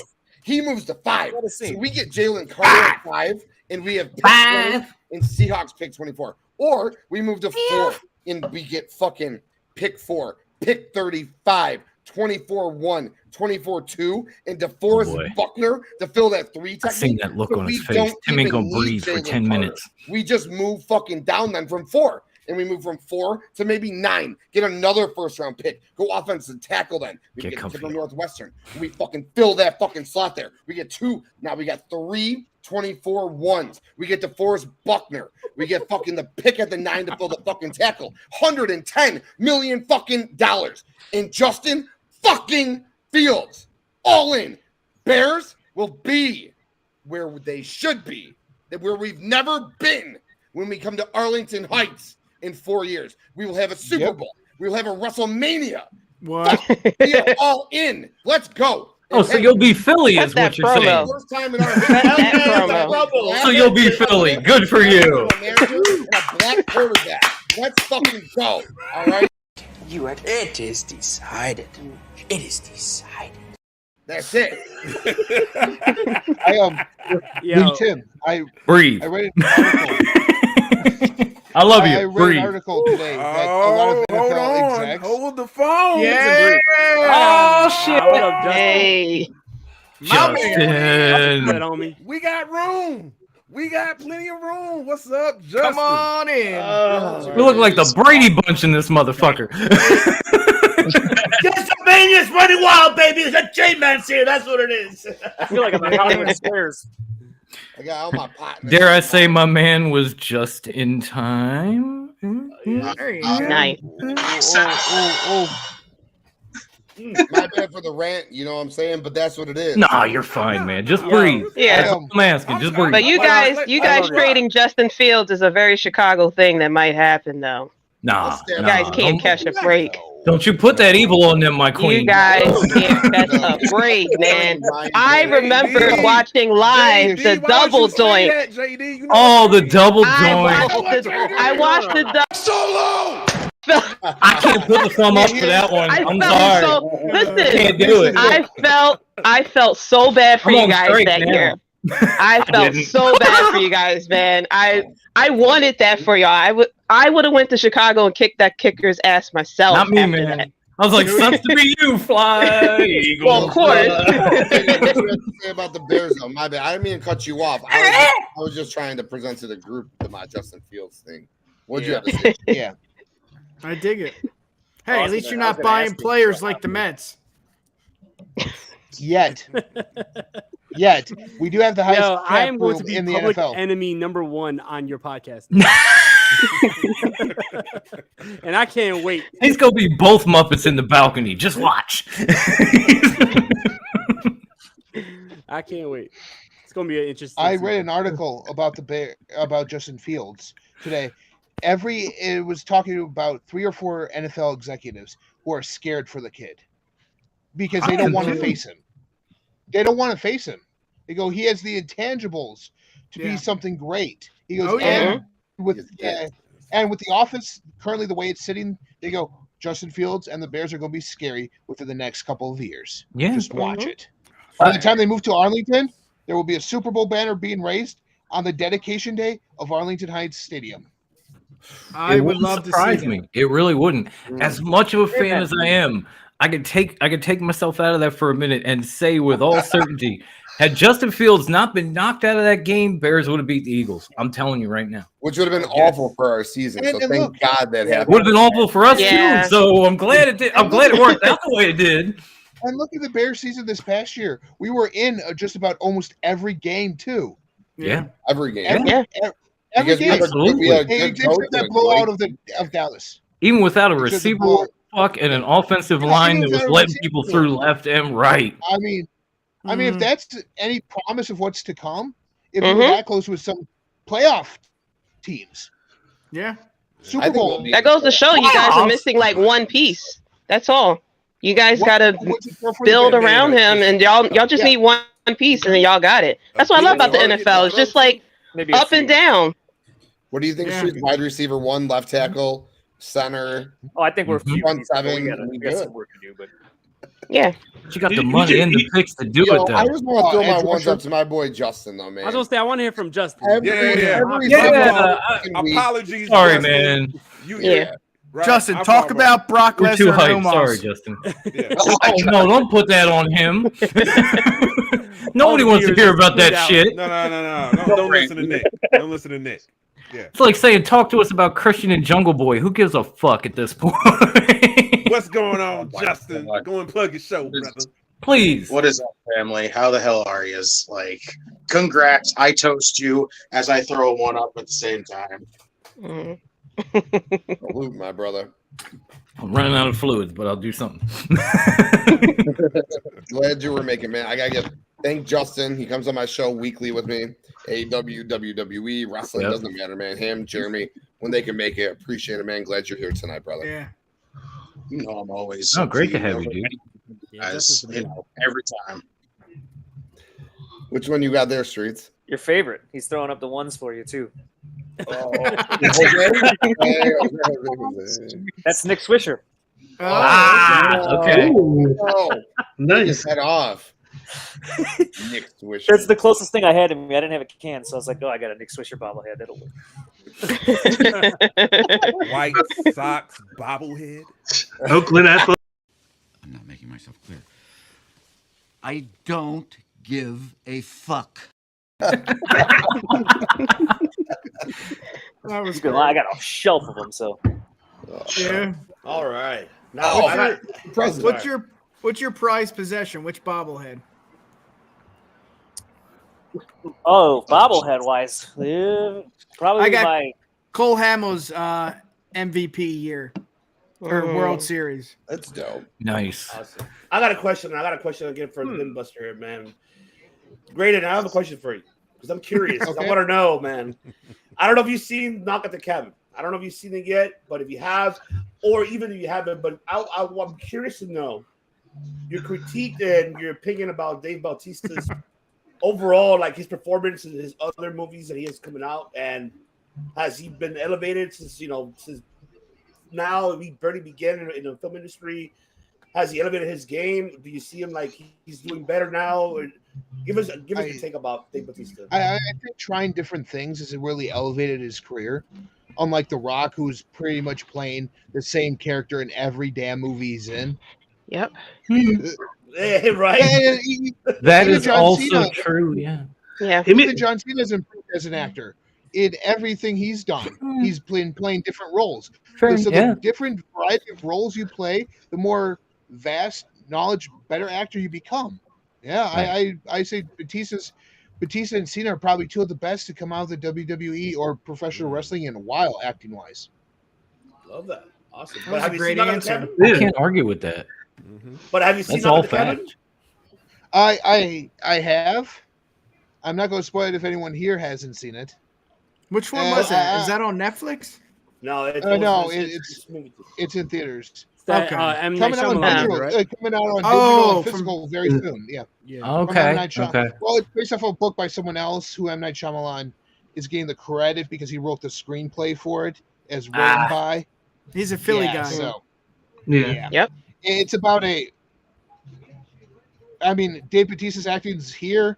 The movie's about maybe right there. Yeah. So about 3/4. They actually filmed it here in Burlington County. Oh, nice. Okay. Yeah, he films a lot of his movies in the Philly area. Yeah, he does. Yeah. Love it. I love it. That's JD, cool. I have a question for you. The twist isn't all it's cracked up to be either. Yeah. Okay. Ooh. So isn't he known for that? The twists, right? Yeah, he is. In his first few films, yes, they were amazing. Yeah. But it seems like ever They were since good. you're expecting it, you're coming in and you're like, that's it? Really? Yeah, you come in hot and you're like, what the fuck was that? Exactly. Yeah, what was that one movie when it was the plants that was killing people? Oh. The Happening? The Happening with the Yes. Found out it was the okay. plants. Oh yes, with the lawnmower. I had to think about it for a minute. Yes. The lawnmower. That was. If you're expecting a surprise, then it's not a surprise. Yeah. I'm like, kind of like the bear season. No, we got what we wanted. And thank you. We got the number one pick, man. He's just hating. That's all his hate. We haven't talked about bad about the Eagles. Wait. Devin did not just call somebody out for hating. I wasn't dogging the Eagles. He did not just do that. Hate right there. That's hate. I'm joking. Where's my Booker T clip? Tell me he didn't say that. I vaguely know. I was with the Eagles all year, man. They were number one in my power rankings all year. It's just they were, and I appreciate you for that. You know? I love it's sports, guys. I have a question. All right, Omos and JD, guys and gals, baby. Here's my question. Here's a question. No, me and my buddy. What's your question, homie? Hey.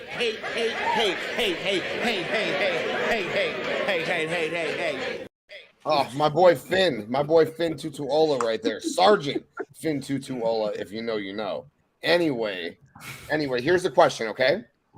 I want you all to answer it. Your team, your football team, 50 years, you could win one championship within that 50-year reign, one title, but those other 49 years, you do not make the playoffs, or for 50 years, you're a good, successful team. You make the playoffs a bunch, and you go to the Super Bowl 15 times.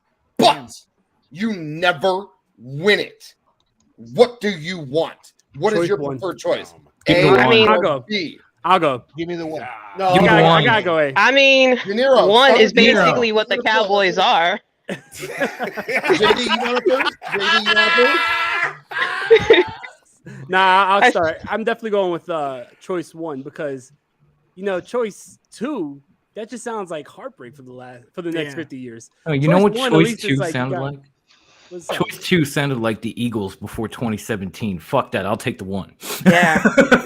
Yes. That was hard for. All right, fine. My man, no, right here in the corner. I'm gonna make this easy then. Fuck it. I'll make it easy. I'll make it real easy for everyone who would take choice one. Throw your motherfucking ones up. Who's taking the title? I want the title.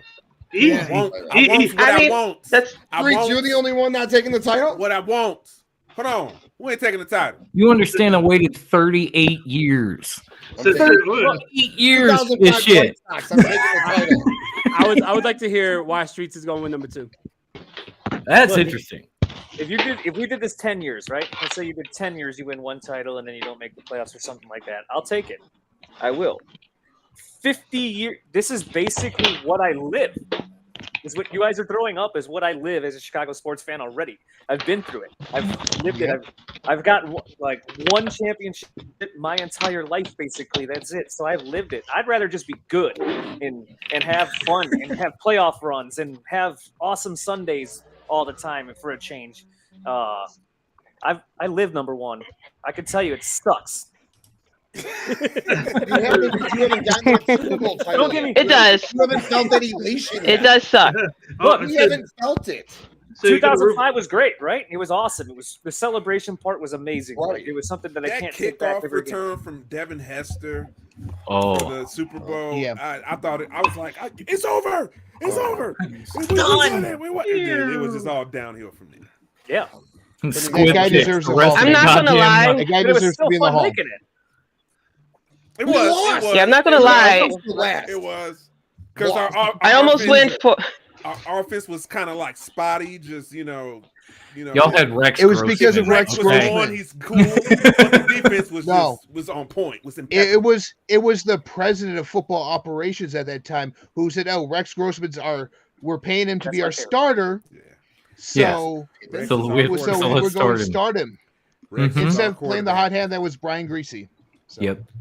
Rex is our quarterback. If I remember correctly, Grossman got outplayed by Kyle fucking Orton, for Christ's sake. I digress. I ain't even trying to talk about this. I'm talking about the 2005 White Sox. 1 World Series in 50 years and no playoffs. I'm fine. That's what I've lived. I've lived it. And 2005 was one of the greatest fucking moments of my life. We had 4 starters go complete games. We had 5 games where we went 4-1, where we went 8 2/3 innings, and then our starters went 4 straight complete games. History. No one's done it. We went fucking 11-1 in the playoffs. And what have we done since? Nothing. And what we did before? All right, you know what? Let me change this up a little bit. Let me ask the tribal chief, because I know he went through the whole shit with the Cubbies and the curse and everything else, and that shit finally got lifted. And y'all finally got to party. Would you rather keep that one, or would you rather just be good for the next 50 years and never win one? No, I'd rather, because he's literally lived this 50-year thing. Because that 2003, we was almost there. Ask the Buffalo Bills how they've been. Exactly. That's basically what the Buffalo Bills are dealing with. Hold on, I got a legit question now. Do I really look like JD McDonough? No, not at all. What the fuck? Yes. Nick, you yes, you do. Hello. Oh, JD. Oh, there she is. Okay. No, I personally don't think so. Yo, JD, where you at? I'm from Philly. No. Like, where are you? It seems like you're walking around. Oh, so the lighting in my room isn't good, so I'm in my son's room. I get that, JD. Sleep on the couch. Mommy's got a podcast. No, my son is with my brother-in-law, so I get to I'm kidding. I can use my room, get his room for the lighting. But yeah, the lighting in my room sucks. And then I just went and grabbed my phone charger. So I'm playing my queen. It's all oh my god. But yeah, that's something I lived it with the Eagles, like Nick Bakley. How many NFC championships did we go to? Yeah. And at least y'all went there. That's the thing. Every fucking year. No, that gets frustrating after a while. Ask a Bills fan. It does. Okay? It does, but that means that y'all that close. I mean, we just celebrated getting a playoff win. I didn't even realize we hadn't had a playoff win since we went to the Super Bowl. Yeah, and if you look at, didn't y'all lose to get into the playoffs too? The Cowboys, didn't they? They did. We did. Yeah. They did. But if you look at it, I mean, which is fine because it made us the one. Exactly. JD brings up a really good point. We didn't only lose the Super Bowl. We didn't only lose the World Series. We lost the what's the MLS, the Cup, whatever. Yeah, MLS Cup. It's been a tough year, but it's also been a good year. It was very fun. You got to. It was very fun too. Yep. No, it was so exciting seeing the Phillies.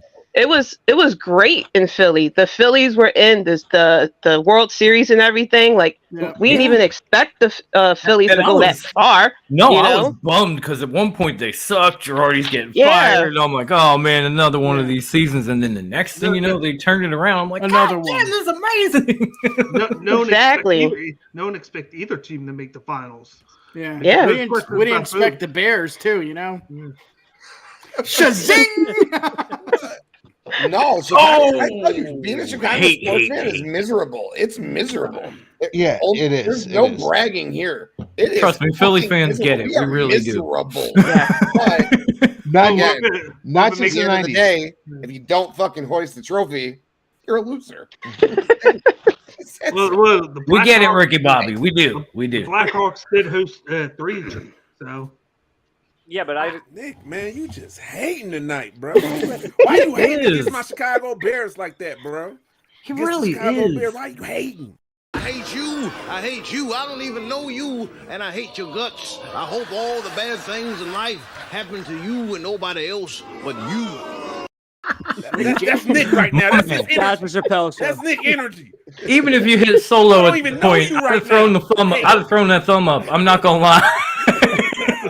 He fucking deserved it. He earned that shit. I'll spike the puppy too. I don't give a fuck. I'm a psycho. I have a question for everybody. Dog. I have a question for everybody. Yeah, that's how I roll. Okay, it's in the name for a reason. Go ahead, Mike. All right, but Fuck your dog. totally off topic. It's going to change the topic to wrestling, right? Oh, why you gonna do that? No.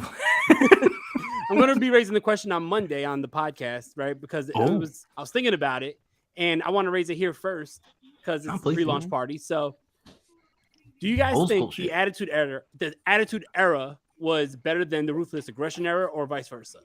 Because personally, I get a lot of shit for saying this, but the Attitude Era wasn't as good as people make it out to seem now. You know what I mean? I think personally, the Ruthless Aggression Era, especially with that roster, at one point you had on the same roster at the same time John Cena, Batista, Triple H, Shawn Michaels, Hulk Hogan, Undertaker, Stone Cold, The Rock, all on one roster. Goldberg. Like, how could you say that that's not the best era in wrestling? May I?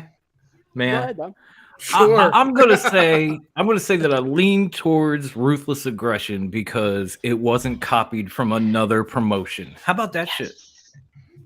I mean, it's still the Attitude Era was ECW light. So I'll take Ruthless Aggression any damn day over that shit. And I'll watch ECW. I feel that. My boy doesn't get credit for bringing in the Attitude Era, so I have to go Ruthless Aggression. Damn. Thank you, Grayson. Yeah. My man. I'm already seeing I knew that I liked him. on my side. This is crazy.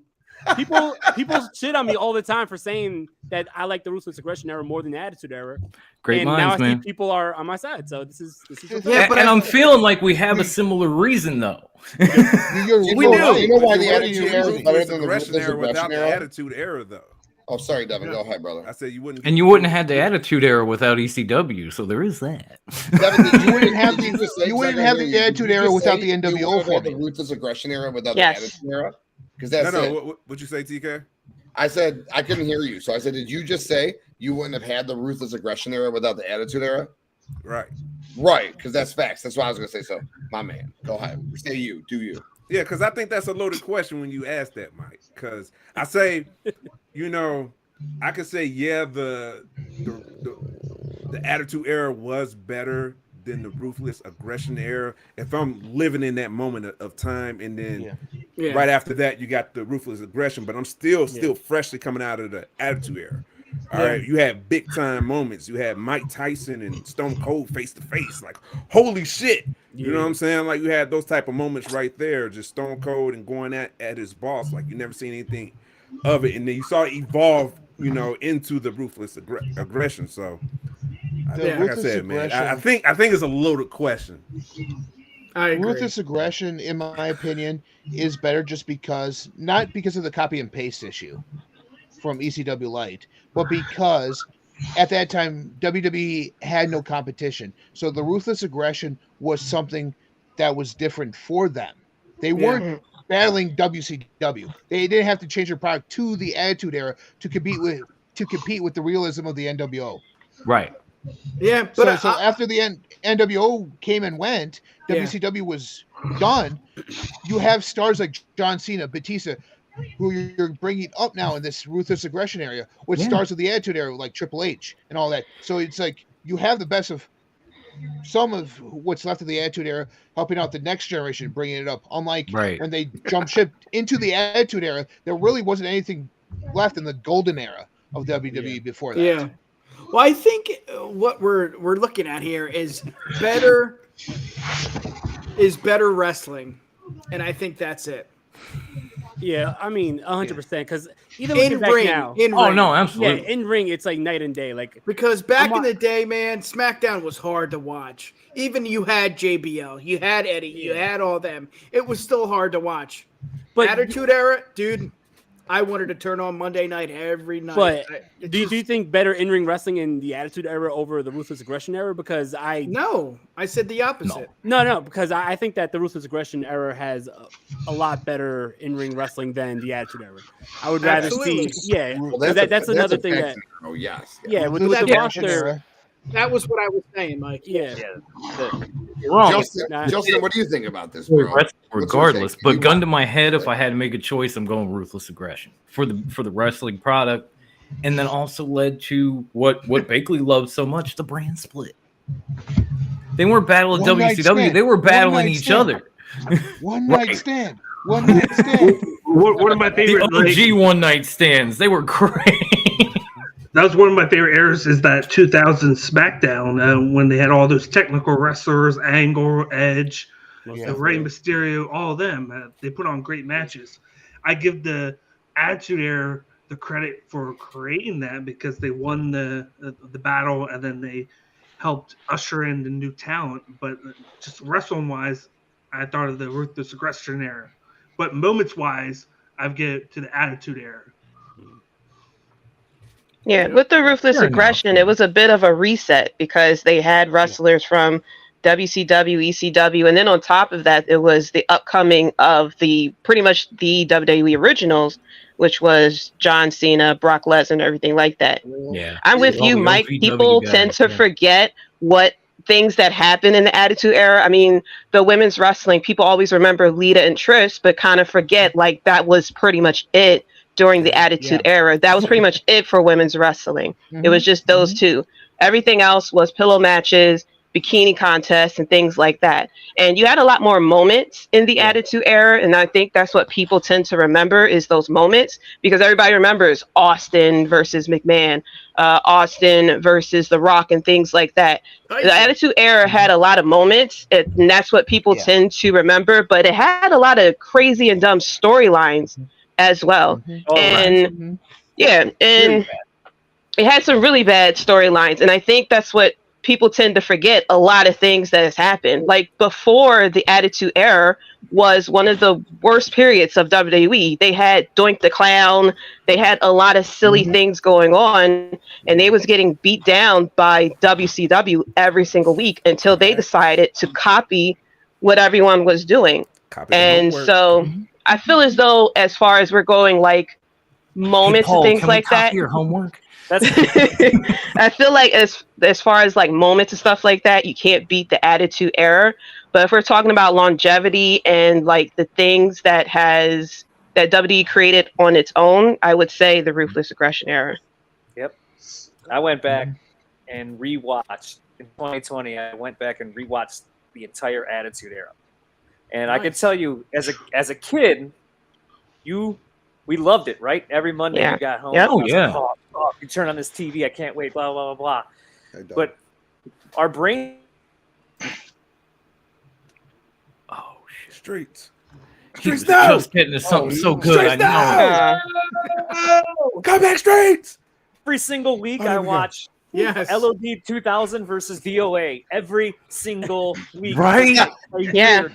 Yeah. So, like, all the filler in the middle of the Attitude Era was not great. Like, Yeah. Raw was not at all. I was like, wow, Raw kind of sucks. Like, this would be getting hated on right now. People were watching this. Like, Yeah. I know. but the I highs were swear- so high that it made up for it from DX and Austin. And the I Rock swear, and all the other guys. Mike must have jumped one day from like 97 to 2002 because he was just like, I can't do this no more. No. Actually, I definitely wanted to save the Attitude Era for something special. I think I mentioned it when I had Tim on last Friday. Well, not this, but 2 Fridays ago, right? 2 Fridays ago. Yeah, that I do plan on doing the whole Attitude Era timeline, but as something special like down the line. I didn't want to go in order, so. Right now, I was looking at a lot of people talk Attitude Era. Not too many people talk about like that little time period where they just bought WCW going into the Invasion Era. So that's why I jumped to that. But we will definitely be talking about the Attitude Era. It's not because I thought it sucked or anything. I definitely want to talk about. Oh no, my bad. You gave up on WCW, not Raw. I think the whole thing. I do think the whole thing is unfair, right? So I think the whole thing is unfair. So you have from the start, and everyone wants to hate him, and I say it all the time. All right, sure, he's a racist piece of shit. Whatever it is, what it is, dude. But a lot of these wrestlers are fucking scumbag piece of shit. Stone Cold beat his wife. No one gives a fuck about that, right? But Hulk Hogan's a racist, so he's a fucking prick. Whatever. I think Stone Cold's my goat. One of the reasons. At the end of the day, all right, Hulk Hogan made wrestling. So no one wants to give credit to the Golden Era. If it wasn't for Hulk Hogan, there'd be no wrestling. All right, I'll give him that. Florida man. I give him that. I'll give him that. And then, all right, and then the guy goes to the other company, okay, and fucking does his thing. And like JD just said, what was happening when that guy left after fucking King of the Ring with Yokozuna and went to the other company? You had Doink the Clown and Diesel. They tried making Diesel him. And he fucking failed significantly, okay? Yeah. So they did the same with Brett, too. And what happened? And he failed, and Hogan failed significantly over there because his gimmick was horrible. But what he do? He goes heel and becomes one of the best heels of all time. So he's one of the biggest faces of all time, biggest heels of all time. Okay. But for how long? See, that's but hold on. Yeah, no, hold on. So then you have that era. No, Bears. And then you fucking have to transition from the dork ass Diesel era to WCW going hardcore, right? Because you got the Click over there doing their thing with the NWO. And now, so the matches were nothing. All right, who cares about the matches? But every single person, De Niro, what did we just talk about on this show? The 1999 SmackDown we just watched, there was a fucking a test, all right? There was a fucking prototype episode. We had no idea, all right, in April. 2 hours of TV, we talk about it now. NXT jam-packs this. This show, Impact jam-packs this. That episode of SmackDown jam-packed. It didn't matter that the matches were 3 minutes long. What happened was they built stories and characters all fucking day. So it's different. It was different from the Golden Era, and it's different from the attitude or the Ruthless Aggression era. Because JD was right again. Goddamn, girl. I mean, point. I was fucking Tony ding. And you have Batista and Brock and Shelton Benjamin and John Cena and Randy Orton coming out of there. And you know what these guys could do? Is different because I think it was Dom who has said there was no, or Graydon who has said there was no longer WCW. So these guys were allowed to just do their thing and wrestle now because you weren't jam-packing this. You didn't need JD. They needed shock factor. They needed puppies. They needed titties. They needed ratings. They needed bikini contests and pillow fights and all that shit. And once they won, they were able to transition then to wrestling. So it's unfair. At the end of the day, they all built legacy characters, and it's unfair to say what's better. Sure, Ruthless Aggression is better in ring. There ain't no Ruthless Aggression without the Attitude Era. Attitude Era got better characters from top to bottom. So what do you want? And now you got gymnastics. It is what it is. Shout out to TK, man. Hey, man, y'all really done about Flippy TK dudes. when he get Flippy man, dudes. It's a little TK. Hey, TK. I'm built differently. He really is. The man does not need to breathe, Get y'all. them ones up for TK in the chat. Get them ones up. Damn, Skippy. Justin, what's your take on this, though, bro? I want to know your opinion. You watch all this shit. Well, here's the thing. So I didn't actually get to start watching until like late 2002. Okay. So it was like literally building up towards WrestleMania 18. So I had just missed the Attitude Era and the Invasion and everything else. So for preference, I would say I prefer Ruthless Aggression Era. And I've gone back and actually started watching Attitude Era. And the crazy thing is I would still prefer Ruthless Aggression Era. There's just something about Ruthless Aggression Era that just, like you said, it was a refresh. And it just felt so good watching it. Wrestling improved like crazy. It didn't feel like a lot of filler. It was one of those eras of wrestling that Raw was hitting, SmackDown was hitting. It was just a great era to go through all over again. It really was. You know what I think it is? I think when the Attitude Era hit, it was made specifically for us when we were that age. So it didn't really age as well because back then everybody was over the top characters. You know, we had the Hurricane, the Rock, and stuff like that.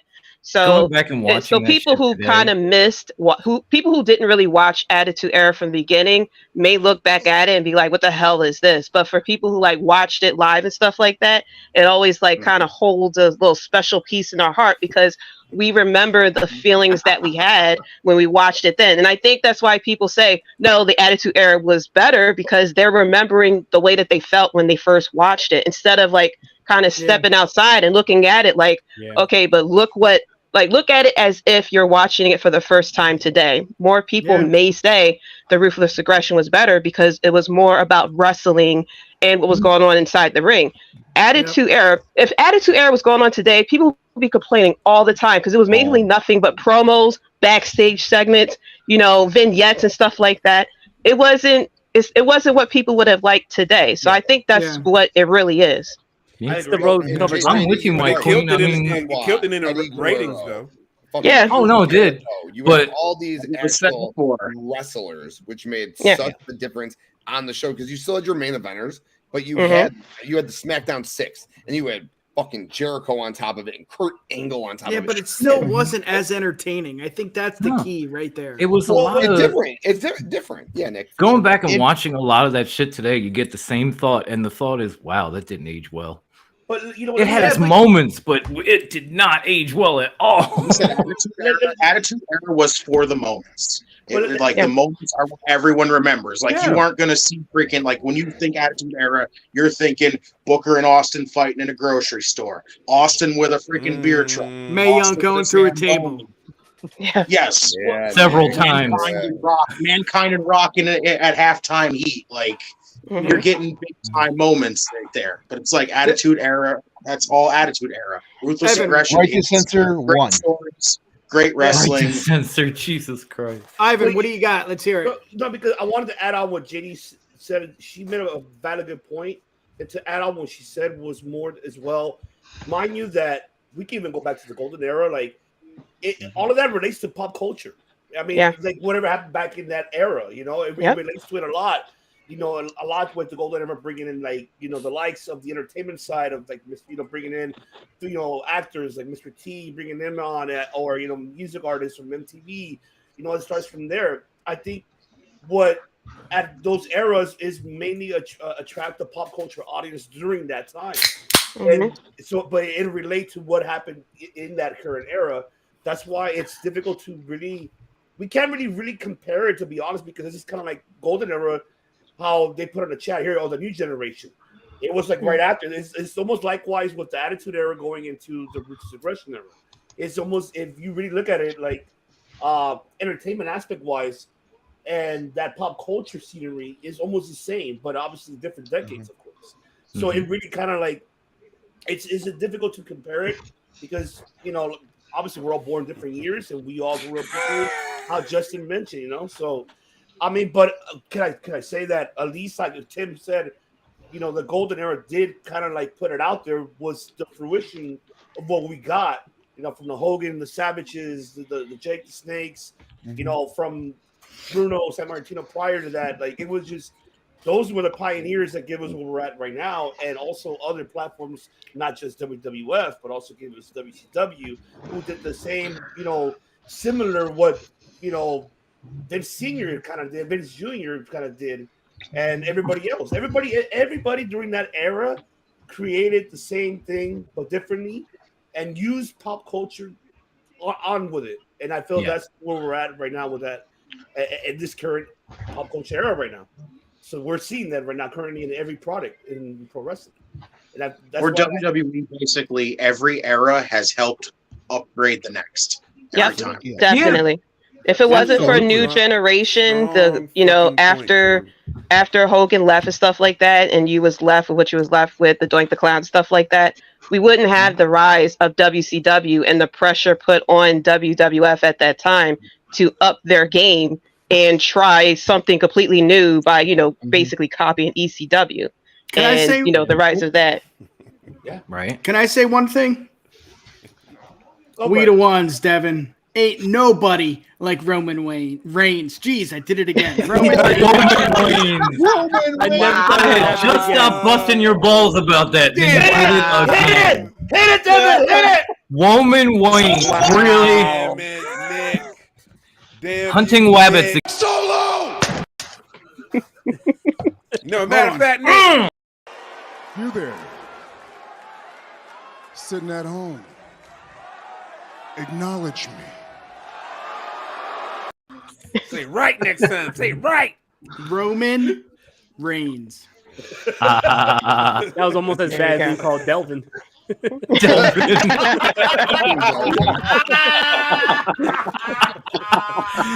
Oh. Hey, baby, spill my beer. Goddamn you, Mike. Tribal Chief, I'm gonna wrap my thumb real quick. Did you say Omos? Oh, don't even get me started. What's up with you with almost, bro? I mean, it's all right. Like, overrated as fuck, in my opinion. Fact. Hey, man. There's never been a more honest clip than that. Yeah, Right? Good. Now I need a burger. Hey, baby, go to McDonald's. No, I'm playing. All right, guys. Omos?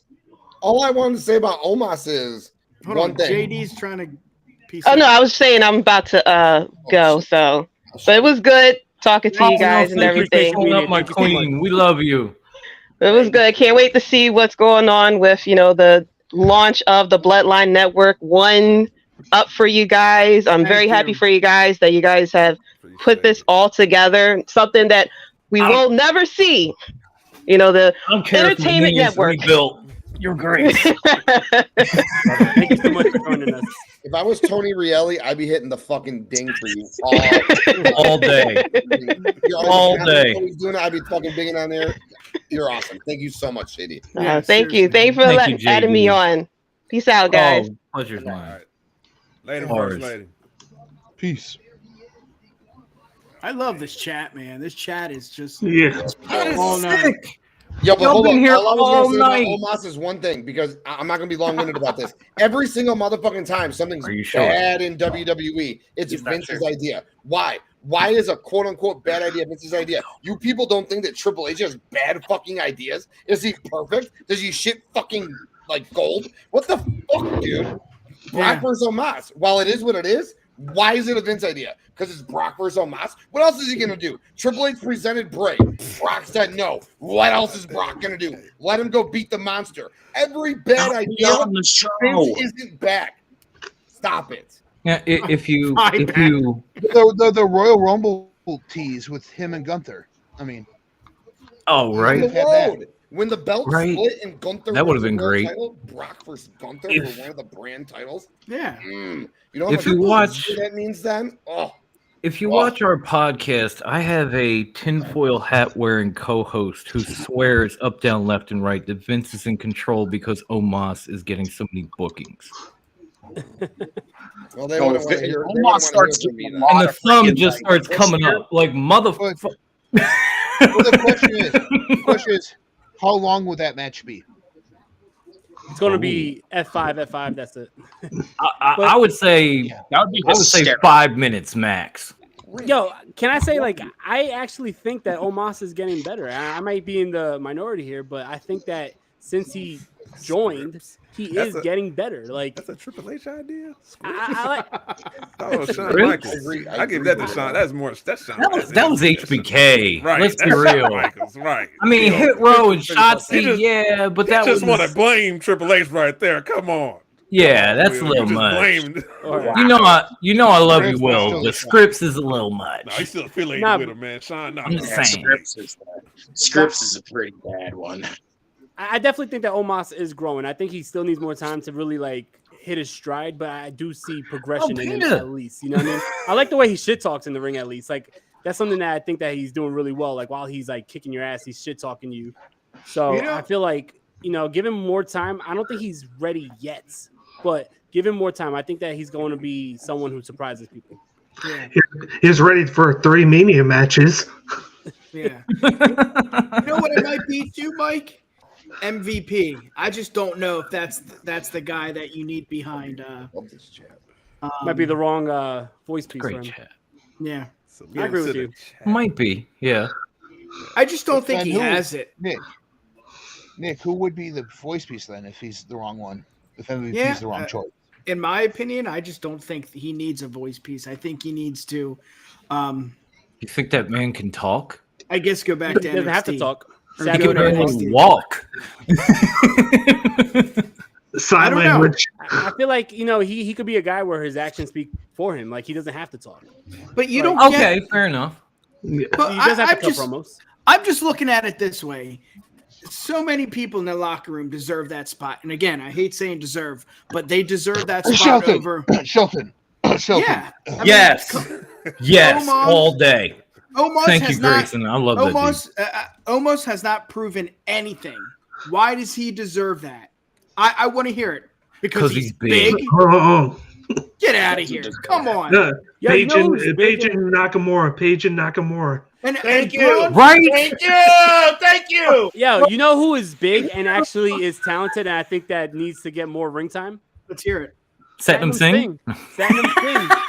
Satnam Singh can move. Yeah, That the boy other can guy move. was really bad. He is a little agile. I'll give him that. He's green He's a as basketball fuck, player. though. Like he's Yeah. really athletic. The He's not just baseball different guy size. was pretty bad. Baseball guy? Who's the baseball guy? Yeah, Baseball guy. What are you talking about? Yeah, the movie. It was made after him. Yeah, he was a talking about pitcher. Sheer? Oh, you're thinking of Veer. Oh, No, it's Shanky. Veer's Shanky, nice. Shanky. Veer's nice. No, Veer had the baseball movie made after him. Shanky's the other big guy that dances. But I didn't say was- that. I know. I said that. Fear is okay. He just has to get better sense of directions because he gets And lost too. And Omos Did he is get okay. lost on his way to the venue again? Because I ain't seen that motherfucker in like 6 months. I'd rather see Veer than Veer Omos. just share, baby. Yeah, he out there. Yeah, with the modern day Maharaja. Yeah. We just talked about it for an hour and a half on Circle of Debate on Thursday. Go check it out.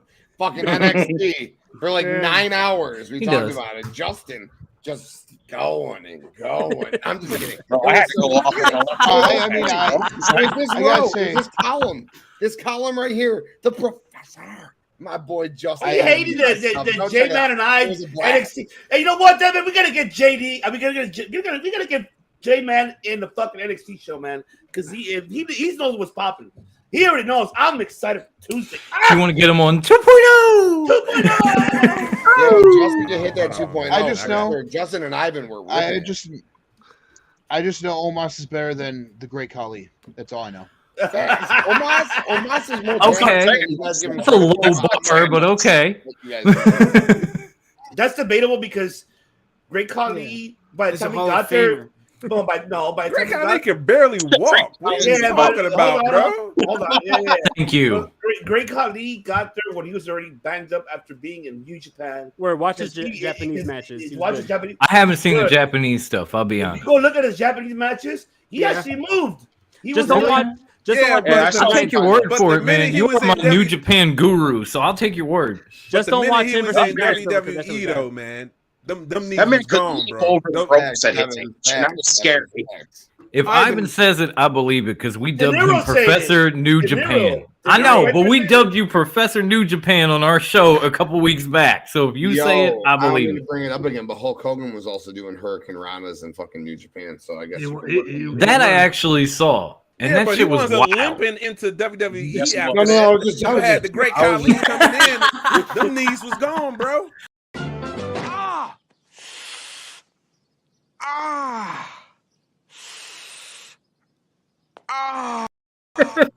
Knees were gone. Yep. I like how long that was. Can you send me that clip after the show, please? Got y'all. Oh, it's because, I love it's that because shit. at the end of the day, when wrestling started, it was all based on big guys wrestling big guys. So at the end of the day, the 7'3" guy, in this case, Omos, all right, you guys all hate. I think like maybe there's like Devin, I think you might be with me on the Omos Brock thing.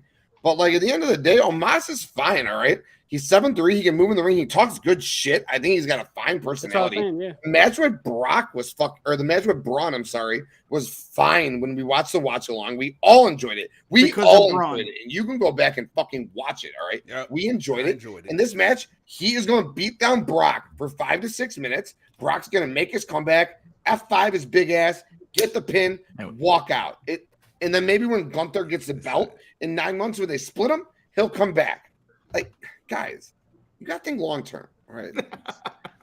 You do got to think long term. I dig it, TK. You do. I'm still with Nick here. The tribal chief, yeah. Devin's like my tribal chief ain't losing the long term breaking the titles up my ass. Streets, let me ask you a quick question. You're casual. Do you think that Roman Reigns and again? I told Streets WrestleMania 31, Paul Heyman should fucking turn on Brock and join him. He is my evidence. He can prove it. But that was 7 years ago, and this is all worked out. I know much of us has. But Streets, do you think now Roman should lose these belts to Cody, or do you think he should continue his reign? You got to lose at some point, right? Thank you. You gotta change some sort of story up after. You're gonna get booted. A couple years. I know. I was gonna say that's a loaded question with the company. No one from 7 years ago was a bigger Roman Reigns fan than me. Facts. I stuck with him. Did you say that? So Did you say that? I know, but I'm just one of sometimes Solo. I'm trying, but I can't. I'm a Cody guy. I was with him. The heist of the century. We didn't predict it. I said Heyman was going to turn. But no, Streets, go ahead, my brother. But yeah, so I think so, right? He's got it. I think. You think? There's got to be a story change. I don't know. We need something fresh after a little while. No, we don't need nothing fresh. Kind of pull me back in. If it ain't broke. It's fun. Don't get me wrong. They should have done this a long time ago. So. But I know it's Cody is the chosen one, but organically, it just feels like it should have been Sammy. I wouldn't have been mad at that at all. That's a good debate. So somehow Sammy, I have a feeling somehow Sammy's going to get into that main event, weasel himself into that main event for a triple threat match, and that's the way you do. That's the way you will break up the titles. Roman has to pin both of them to keep both belts. Cody and Sammy only have to pin one person. For the title. Yeah, so it's kind of like a remix of like Benoit, Jericho, and Angle back in the day. Yeah. Oh, that was my favorite match ever. 16 European title, Intercontinental title. Angle walks in with both, walks out with neither. Oh, what a match. Right? And it doesn't matter because it was a great match. I mean, I know Benoit was in it, but it was a great match. I'm sorry. But Benoit is one of the best wrestlers of all time, fucking scumbag or not, and no fucking. Oh, he's a piece of shit, but he was a hell of a wrestler. The issue I have here is the story. And that's why, Devin, I'm sorry, but I just can't get over Cody losing. I just can't see it. As much as I don't want it to happen, I can't see it. I mean, am I the only one that can't see this, or is it just like Roman's gonna win? No doubt. It's tough, right? Like you're a non-believer. That's all it is. I understand. I get it. I'm probably one of the few tribal chief acolytes here on this panel. All right, and that's okay. You won. All right. I get it. That means I'm worthy. All right. It just means I'm worthy. But Devin, let's hear it. Why do you see that? 1,000 days. No, I just want to hear it. Yeah. 1,000 days. Yeah. That's just that accolade of 1,000 days. My marketing brain. I think about that, how the way you could just market that from Roman up and maybe all the way up until SummerSlam. You can, 1,000 days, plus days he had it. And then you can really build up for SummerSlam too, and then beyond. He's not going to drop it on SummerSlam. I think I was going to say that. Fact, no. Well, at least one person agrees with Grayson. Thank you. If he is still champ by King of the Ring, that's 1,000 days. Yeah, but he can't touch Bruno, right? Oh no, that's what perfect world.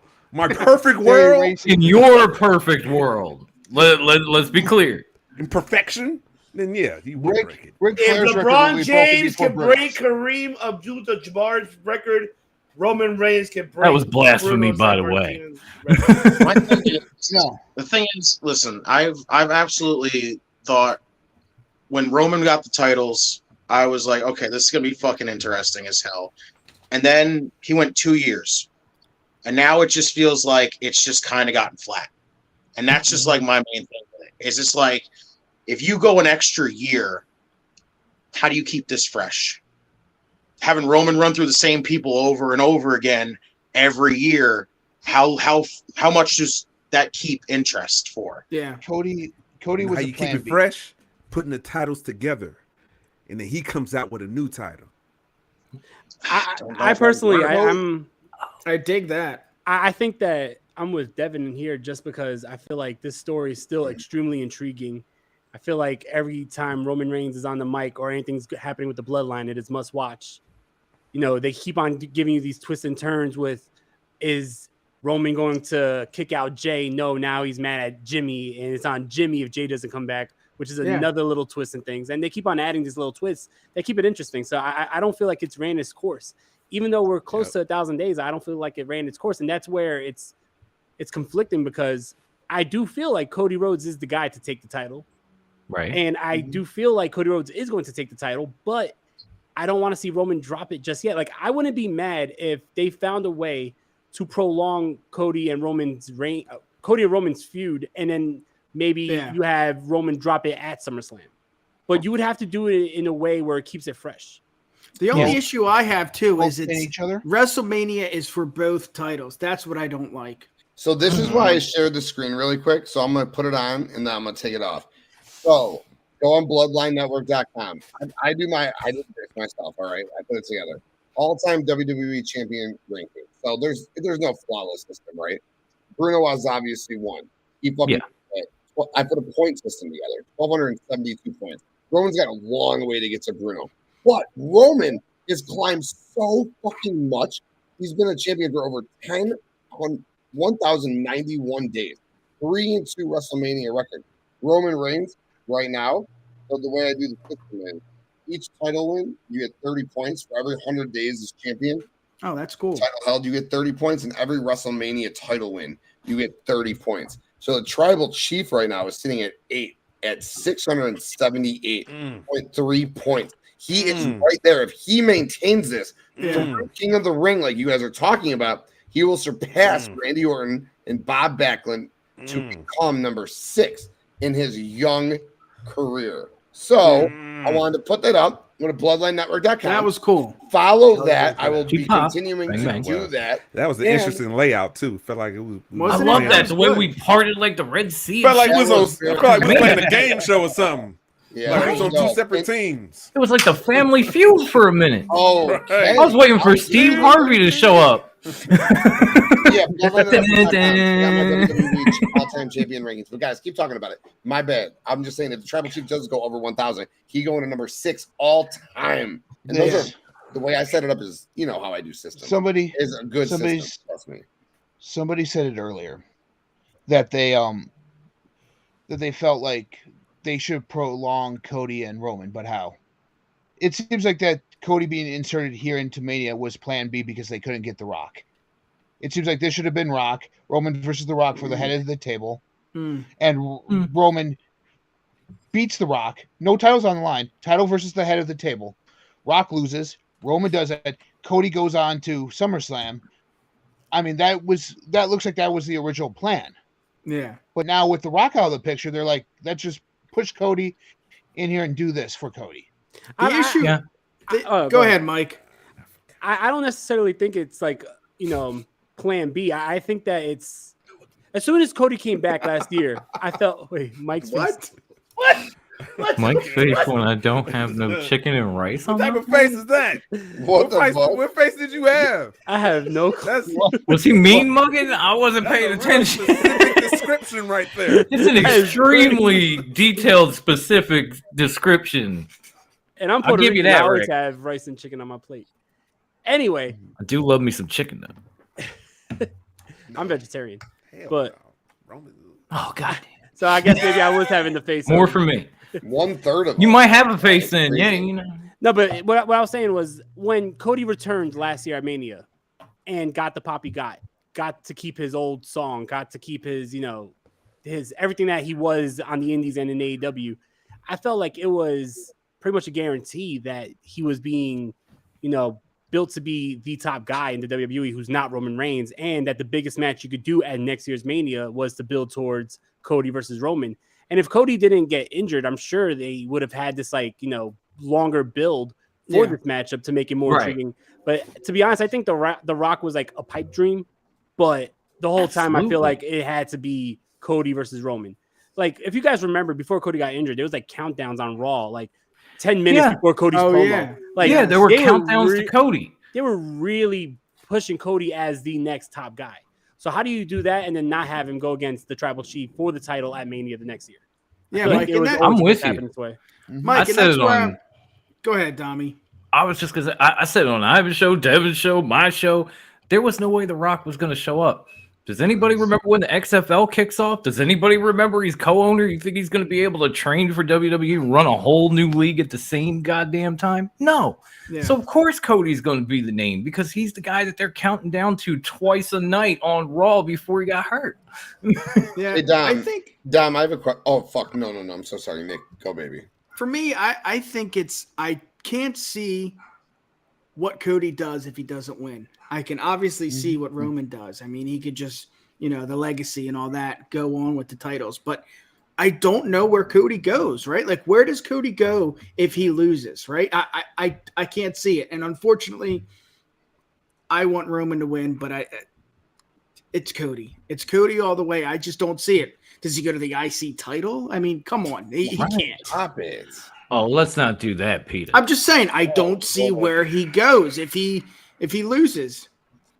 I see this. I see, how great you mentioned it earlier. I thought that was the plan all along, was to have a 2-night event. Night 1, Cody wins one of the belts, right? Night 2, Roman beats The Rock and retains one of the belts. He wins the head of the table because because of the 5-minute dynasty. And now, The Rock puts him over. I thought that was the whole plan all along, was to do that, have Cody fight one of the belts, and still have Roman to be relevant with one of the titles. And it's not going to hurt him by losing one of them because he's going to have that over 1,000 days regardless of what belt it is. You know what? He's going to have that. So you know what, that doesn't matter. Hold on. Let me finish, please. Sorry. Just kind of. No, my apologies. I'm just saying. And then, so I thought that will be the plan, the original plan. It looks like it still could be that even without Dwayne The Rock Johnson. It could happen the same thing with Cody. It could be maybe Sammy and Kevin versus in a triple threat match. And then you have night 2 have Cody and Roman, and then it could be either one. Roman could win in one of those nights and lose the other one, but no matter what, he'll lose one of the belts because it's not going to hurt him.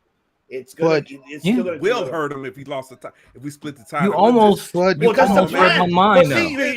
Here's Hold up. I think he's onto something here because going off of. First of all, I got to solo someone. Solo. But it's fucking comment right here. Pro wrestling, Peter, sports entertainment. It's the same thing. God same damn thing. Facts. Same. Big facts, Devin. Big facts. Same. Oh, yes, thank you. Yes. But I feel like that. Because now, I mean, like I said, I'm not saying about third sheets, but if they really want this brand split, if they really want it, that's the option to go with. But like I'm with De Niro what he said too. Wait until SummerSlam. I don't mind that either. Those are like three great options you're able to have, honestly. If it doesn't have to happen at Mania, but if they have SummerSlam. Well, but if they have Roman as a main event with both titles on the line, one each night, it takes away from whoever will win that second night, that belt, if he loses one the first night. You motherfucking booker of bookers, dude. Thank you. Yo, 2 things really quick. First of all, Streets, I know you want to get out of here. Now you want to get out of here, but wifey's calling. I want to say thank you so much for fucking joining us. Do you have any absolute boys got anything for Streets? Streets got anything for the boys and the crew and the people before you get out of here? And then I'm going to ask Streets question. I will ask Streets question. So I want you guys to all remember this. Will Paul Heyman turn on Roman and join Cody? But Streets, I want you to say goodbye to the boys, the people, the boys, say goodbye to Streets, and then answer that question because that's going to keep conversation going. I appreciate every single one of you. Thank you for. Yeah, it was a pleasure, man. Having me on. Yes. Streets, I appreciate. Love your stuff. Glad I got to actually sit in with you. It was cool. I letting me appreciate be a fantasy nerd. I appreciate it. I'm cool with This is nerd out, bro. This is the right platform for you tonight to nerd out, bro. So go on. Absolutely. Oh yeah, no, this is Well, great. you know. This is quite the. I've seen Tim 2 or 3 at this point. Be part of 2 or 3 sites, but this is the best I've ever seen him a part of. Like, you guys are awesome. Thank you. Thank you. You're pretty awesome yourself, my friend. Don't give me any credit. It's you guys. No, bro, you get all the credit. The knowledge you was bringing, especially the baseball, I was impressed. I was like, holy shit. I forgot they were even putting the clock in, to be honest. Look at You those brought two it right up. there. Look at those two on the screen. De Niro and Streets. I mean, we got something right there. We got something right there, guys. It makes up for Tim and I, is what it got does. something right there. Oh, I know. And I told the same with Graydon. We got something with Graydon there, man. Hell he yeah. gave us some knowledge that I'm looking Hell forward yeah. to like really having more often on the Yeah. show, because we need to discuss more of that, because it gets us really curious to, you know, especially with everything overall. And Streets, I love you, man. I'm glad you're part of this family. Absolutely. And trust me, you know, even though it's just a beginning logo that I did for y'all, but I'm gonna make it better for you, and it's gonna be Roto Slappers happening, baby. Running wild, baby. That's what's gonna happen. Absolutely beautiful. What you gonna do? So you already know. Speaking of Roto Slappers, though, this week we're getting back to some football. You got the draft over with now. You got the draft coming up, so dynasty football is popular again. So Tim and I are actually going to redraft, not last year, all the 2020s rookies, basically. So Jamar Chase, Justin Jefferson, Joe Burrow, all these guys. So we're going to do 2020. That sounds fun. Redraft it. That sounds fun. Fun. Oh, That's dope. So stay tuned to that one. Oh, I like man. Blast. Oh. And you got your baseball stuff. Now I'm thinking about it. Now I want to join. Base tiers, right? Yeah, and first base tiers, outfield tiers, and eventually we'll get to the third base tiers, and we'll talk about Daniel's guy in the third base tiers. He's not paying attention right now. He's looking at something else down there. But we'll get to your guy. We're going to get to third base eventually. Got caught in 4K. Here you go, Gunner. Grayson, or Gunner. Yo, Streets, I love you, bro. Like I said earlier, man, I couldn't be. Yeah, more thank you proud for of showing up, man. seriously. I would have never thanks for having me. anticipated you being here, you running a show, being a fucking exclusive show on the network, bro. I'm so proud of you. I'm serious. Like, for a long time, I met this dude at fucking Northern Illinois. He didn't go there. He was a friend, a DJ at our house party. Carlos Delgado, Jersey. We've been boys since fucking 2003. Love this guy, man. I'm so. That's how I got the dude. nick. So I saw a comment. Somebody said I have to change my name because it sounds too. This is like 2 hours ago now, and I skimmed over it and I completely forgot about it. But it was a while ago. Somebody brought up like when Streets doesn't look like Streets, he probably has to change his name. That seems to. Anyways, that name came from DJing. It had nothing to do with that. It's a long, funny story about another friend who just shoots out nicknames. So that's kind of how I got it. And it just clicked from that day, and everyone, including my damn family, started calling me it. So, hey man, that's your name, Streets. It was decided. Yes. Yep, it was kind of just how it went, and then boom, that's. So that comment 2 hours ago. Sorry. Yeah. I'm not making myself clear. I don't give a fuck. Streets. Streets, baby. All right. Well, thank you all. I appreciate it. Thank you. We appreciate you. Thank you, man. I'm gonna keep watching though. Welcome to the family. I'm gonna keep this on. Definitely. Yeah, keep watching, man. Appreciate entertaining as shit. So I'm definitely gonna keep it on. Thank y'all. Thank you. Thank The you. Entertainment Network. Love you, Can't wait to bro. work with everyone. That's why it's in the name, y'all. Same here.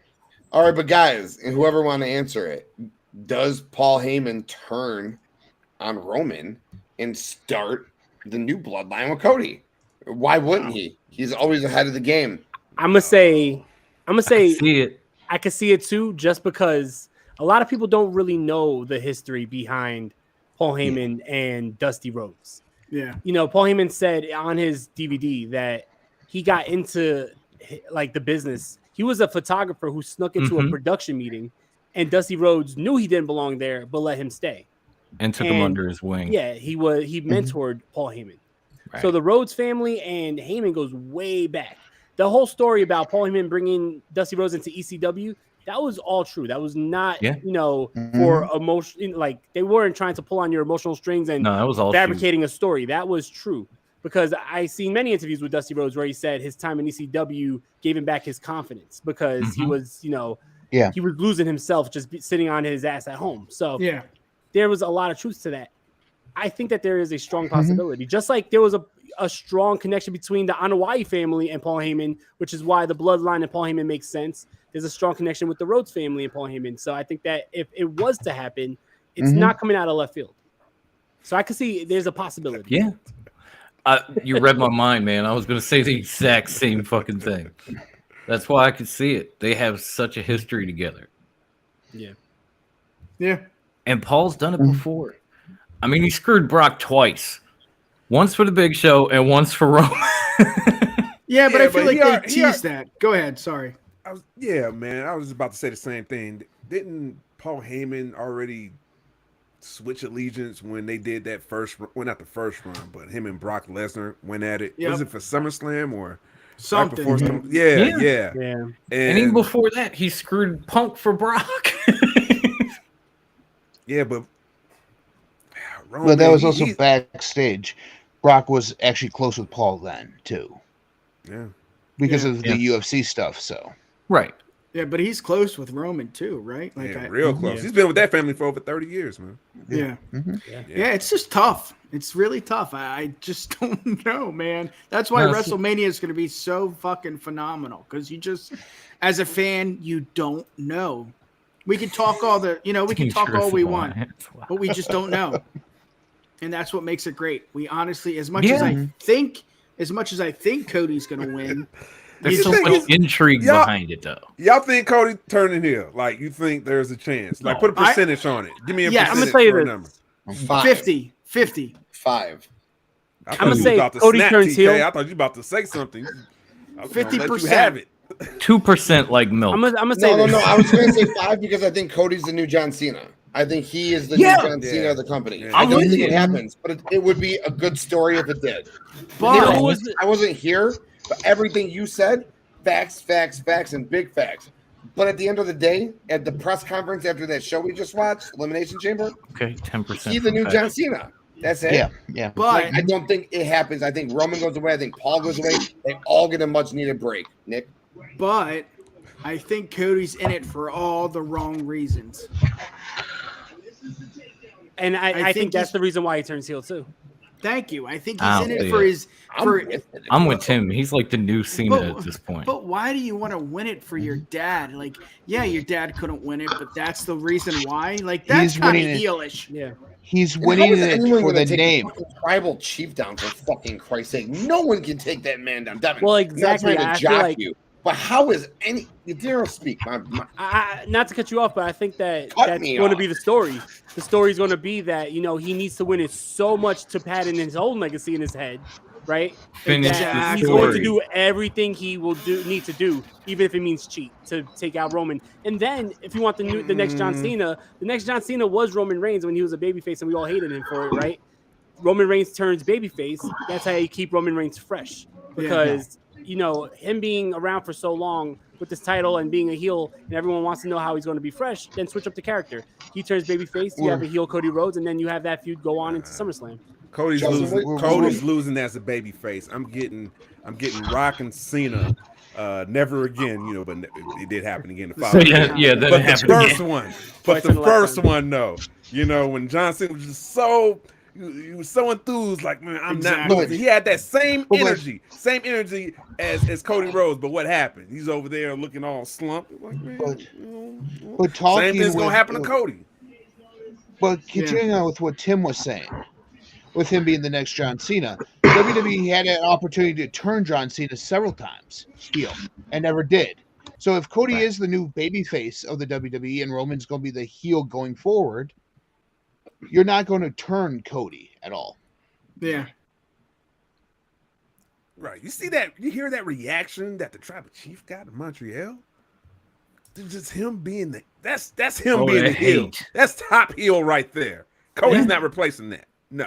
You don't want Roman Reigns to go face again. We saw the results. Yeah. As much shit as I talk, I will say it again and again and again. Roman as a heel is beautiful. If anything, you turn his family face. You know the Usos could get over.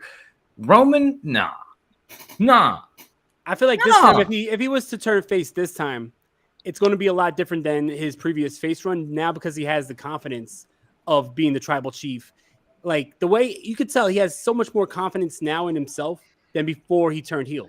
You take that confidence and you keep that same confidence, and you don't even have to be a babyface. You can just be a tweener. Like Stone Cold Steve Austin was never a clear-cut heel or babyface. He was always a tweener. He just did what Stone Cold wanted to do. You could do the same thing with Roman.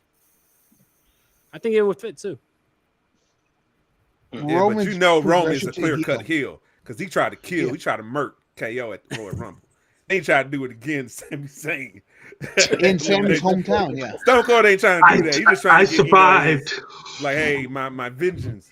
Nah, I mean, I literally just saw a Raw where Stone Cold you. beat the shit out of Lita with a goddamn chair. He was Well, that's when he was on the two-man power trip that you were talking about. Yeah, he was healed. He was like, man, fuck the bullshit. I don't give a fuck who you are.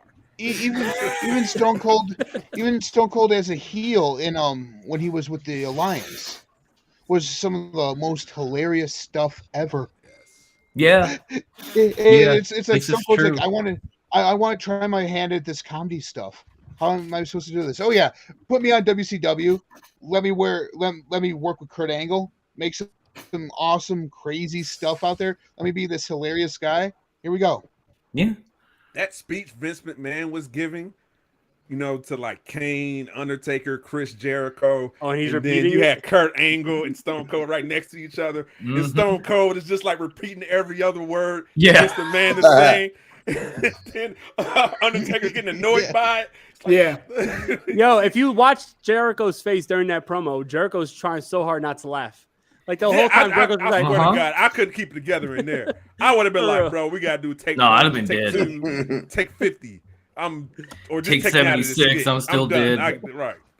Well, ladies and gentlemen, myself, I will have to leave, unfortunately, but I'll be here tomorrow for the watch along. Yes. But no worries, we have the VP that will be taking over because the rest of the show he has control. Oh, I'm not worried. I just don't want to see you go, homie. Gotta go, man. But I appreciate. I know. Graded, I appreciate you very much for everything. Thank you for everything, the knowledge you has given us here. I so much love and respect that I have for you. Hopefully, we can have you on more often here, helping us out here with the movie reviews and more, getting us, getting the audiences also besides your channel, but also come here, assist us along here with the new network here, helping us out to get people knowing of what's out there in the current world of filming of any type of movie. Love it. I love to hear you. It was awesome, man. It was awesome because you're teaching us as well. Thank you, and I appreciate you. And I'm glad to meet you, and hopefully we get to interact more often. And I'm looking forward to seeing you. Most definitely, Yeah, second that. Yes. But ladies and gentlemen, I am leaving, but the vice president will be taking over. But tomorrow, don't forget to get subscribed here. Stay tuned for tomorrow. The watch along will happen here, of course, for the AEW Revolution. And it's going to be fantastic, incredible night. But until then, enjoy the night here. Do not forget the Bloodline Entertainment. Don't just podcast, ladies and gentlemen. No. Hell no. Make history, baby. Yes, J-Man. Right. Get them ones up for the president. Yes. In the chat. Get them ones up for the president. Before you go, get them ones up for the professor. Thank you, my president professor. Thank you. You're the best. My guy. Yes. You are the one. Our president. Leading us to this new venture, man. Yes. You are the one. You are leading the charge. You are the one. There you go. We got it. I'm only putting the one down so I can show it. Here we go. All the love. So we go. See you guys tomorrow. There we go. See you tomorrow, bro. See you tomorrow, brother. I too got to dip in a couple minutes though. I have to go somewhere tomorrow morning, and then you guys probably know, but absolutely, man. I get it. I know, bro. Say less, homie. I get it. This is fucking awesome. I'm so glad that we're finally here. Like all the build up, all the anticipation. We finally behind the scenes stuff, the waiting, all of it. It's been worth it. All the intrigue from everybody. Every time I promote it, it's like, what the fuck is that? Bloodline, what's that about?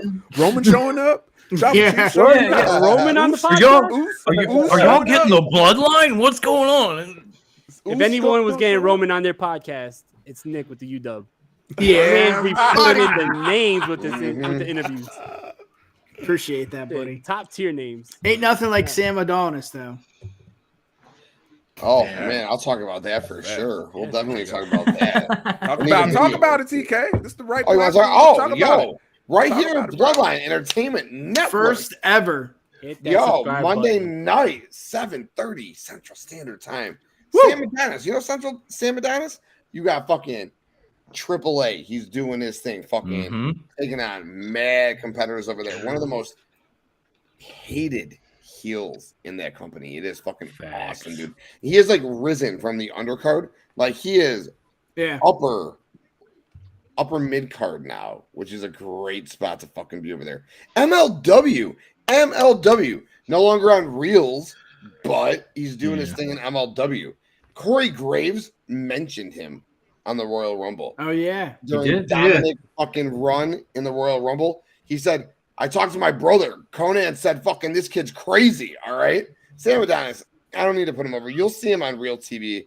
Fucking in the coming years. This dude is ridiculous. He's a 6'4", 265-pound luchador, dude. Yeah. He is absolutely fucking amazing. And Tuesday night, dude. I'm not like trying to overshadow Sam Adonis because honestly, at this point, God, I hope Buff doesn't listen to this, but Sam Adonis is a bigger star than Buff Bagwell. But Buff is my boy, dude. I love Buff Bagwell, dude. Absolutely. I got Buff Bagwell coming on the Bloodline Entertainment Network Tuesday night, 7:30 Central Standard Time. Oh God, don't remind me of that. We're gonna be talking about everything. We're gonna be talking about his fucking clean ride through sobriety right now, his WCW days, what he's got going on. We're gonna be talking about so much stuff.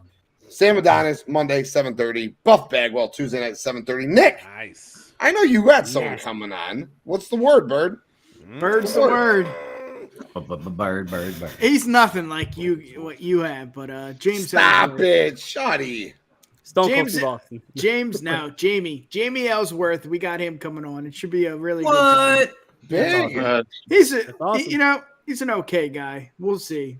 We're gonna have a victory over AJ Styles. I thought he was gonna say Johnny Fairplay. Nick. I really did. He's an okay guy. We'll see. He is. Nick, you got the guy. I seriously thought he was gonna say Johnny Fairplay after that NXT shit. Yeah. No chin music. There we go. There it is. The best. I'll say 175,000 times. The best interviewer around the IWC. The best interviewer in the podcast community. Is this man? It's my tag partner, man. It's Nick. It's the UW Pod. It's the Universal Wrestling Podcast. He is puts Van Vliet to I'll put this shame. dude over all fucking day, 24/7. Everything he does is fucking amazing, dude. The Godfather. True. Blessed. The Ken Shamrock. He let me come and interview Ken Shamrock. That was a lot of My fun. God. Right. What a blessing. Give Adam Cole. Adam Cole, baby. My first love. He did an interview with my first love. Malachi Black was fucking good. Kyoto. Like this Malachi dude just Black. throwing it. He takes his hog out and he throws it down. The Universal Wrestling Podcast, the UW Pod Live, whatever he's doing. This dude is so fantastic. Nick, you deserve it, man. You deserve all the props in the world. Nick, this clip is for you because you come with this energy. Don't ever talk to a king like that, ho. Motherfucker, I raised my glass to this man, dude. As long as he's not Raised talking my shit on the glass. Bears, though, right? Oh, it's a joke. Cheers. It's all a joke. Oh, I love Mr. Potato Head. Thank you. Nice. I'm gonna have to get going, guys. Once again, Yeah. I love you guys. Hey, it was great seeing you, man. Right there with you. Nah, most definitely. Thank you so much. Nah, Take care, my friend. You're Thank the you. best, brother. We'll definitely talk, but this was awesome, and I can't wait for tomorrow. Yeah, man. You know, I think this would be a good closing point, man. We're closing in on 3 hours. We got a big day ahead of us tomorrow. Let's do So it. I think We probably got a long night close tomorrow. up We should shop. get some damn sleep. Yeah. We got a big day. First watch along for the Bloodline Entertainment channel, man. So, yeah. The official day one. So we thank everybody coming through. You know, we was excited, the work we put in, the amount of weeks, the meetings that we had to get this together, to put it for the people. We appreciate it. So everybody coming through, make sure you hit that subscribe button. Make sure you hit that like button for the Bloodline Entertainment channel. All right. Our 6 combined networks that came together to give you the best of the best now. All right. But now I will pass it on to my brothers. Let them know about your other content that you have for your other channels on the YouTube and other streaming platforms. So I'll pass it on to Mike, since you got to get ready to go. Mike De Niro, Money Mike. Go ahead, bro. Let him know. Wrestling DeLorean podcast every Monday, Tuesday, Wednesday, Thursday, Friday, 5 days a week. It's going to be, streamed 5 days a week, not only on the Circle Debate YouTube channel, go subscribe there, but also here on the Bloodline Entertainment Network. So you don't have to look far. I'm right there. You know what I mean? Follow on Instagram at Wrestling DeLorean Pod. Follow on TikTok at Circle of Debate. And follow on Twitter at W_DeLorean Pod. And make sure you follow Bloodline Entertainment Network. We are making history over here. So definitely come along for the ride. You know what I mean? You guys are starting here on the ground floor. You want to start on the ground floor with us. And as we rise, you want to rise with us. We're not going to be touchable when we're fucking up there, right? So come on the rise with us. We appreciate you guys. Don't miss the elevator. Don't miss it, because when we Get up, in on that like, day one shit. I'm just saying. Yes. Appreciate it, Mike. Honorary Oos Bakley. Go ahead, man. Close us out, bro. No, you can follow me at CageIQ. I'm on Twitter at CageIQ, YouTube, Cage My IQ. Me and Tim went today. We did our AEW Revolution live preview show. We did that. Of course, a couple of days ago, I did my UFC 285 show. I'm just pumping out the UFC and wrestling content. I got a couple of interviews in the works. You can check that out. Me and the Presidente, Ivan, and Tim next Saturday are going to do the recap of the first round of the New Japan Cup on the Bloodline Network. Nice. And then, of course, I believe this Wednesday night, me, Chris, and Coach Rage are going to do the recap of 285 for the UFC. Cool. I told you this guy was going to be on the network. Right. More than anybody. Justin from the Just In Time Wrestling. Hey, man, brother, let the people know where they can find you at, man. First off, let me tell you guys right now, I am absolutely ecstatic for you guys. I love you guys. Love you back, bro. Yeah. You can find me on Twitter at JustinTime211. You can follow my co-host, my brother, at JeremyInTime721 on Twitter as well. In Time Wrestling Podcast. We are on a bunch of different platforms right now. Find it and give it a listen. Go listen to old episodes right now. The show is on a very, very long hiatus due to very, very personal issues. But you know what? As I always said, whenever I get to hang out with this fam here, any one of them, it always helps me so much. It gets my mind off of all the bullshit because I love you guys. I really do. But if you want to find me anywhere else, I will be on Tim's show. So if you want to see me from anywhere, I'll be adventuring around. So keep your eyes peeled. Appreciate it, Justin. Ben Buster, bro. First time meeting you, but great impression. Yes. Let the people know where they can find you at, man. You have a great mind for this movie entertainment, man. So I can't wait to work with you more. Absolutely. If you guys like anything physical media and movies, you guys can find me at Ben Buster on YouTube, the Ben Buster on all social media platforms. It's spelled right up here. The Ben Buster, right there. I like how I see what he did there. There we go. I like that. Love it. Yeah. And it's just Ben Buster on YouTube, where I talk like movies, physical media, stuff like that. Because on my channel, physical media is not dead. If it's still in stores, the production companies are still releasing it. Hey, hell, wrestling's still producing it. It's still a big damn thing. And not just that, amen. But I have something wrestling related coming up on my channel at the end of this month. towards the end of this month, I should say. I've been doing this series called Rewind, where I go in and talk about movies with a guest, where we talk about movies that haven't gone to Blu-ray yet, because are these truly films that are forgotten? And all I gotta say is, this month, are you guys ready to rumble? Oh shit! Okay. Let's go. I got Long Will live Jimmy Gray. King. Yeah, I got Will Gray with me doing that, so that's Cool. Will's the man. Yeah. Oh, I'm excited for that one. Hell yeah, man! Can't Hell wait, yeah. man. Appreciate it coming And through. I look forward to doing other stuff with you guys if you guys want me to do other stuff with you guys. As yeah, well, we definitely gonna collab. Absolutely, Definitely man. collab. It's Definitely. great to finally meet you. I mean, Yes. I watch, I first listen, time. but never got to actually do anything with you. So the Yeah. pleasure was all mine, man. All right, Thank you. TK Bloodline brother. Mm. TK Tim Banger of podcasting. Ooh, man. That's right. I'll bang it a couple times. I'll hear that go. thud on the fucking mic. Bang it on this beat. Bang it on this beat. We'll be your rigid butch. There you go. There you go. It's fight night. Let them know where they can find you at. Man. Tim the Banger of podcast. First and foremost, I gotta fucking say, Graydon, Streets, Justin, my boys, like showing up in a big way tonight. I fucking appreciate it. I love you guys. Graydon, movies, hell yeah, coming in. Justin, you know I love you. Streets, my God. JD, girl, fuck, big My queen. props. Yeah. Ding, ding, ding, ding, Yeah. ding. My Debate queen. stand all day, putting up the points to you, girl. Fakely, I'll throw my one up to you, honorary man. You with me fucking from day one, always, my dude. Ride or die, always. Nick, my tag team partner. Love you so much. De Niro, oh my God, man. I love you. Dom, I love you. You two up there.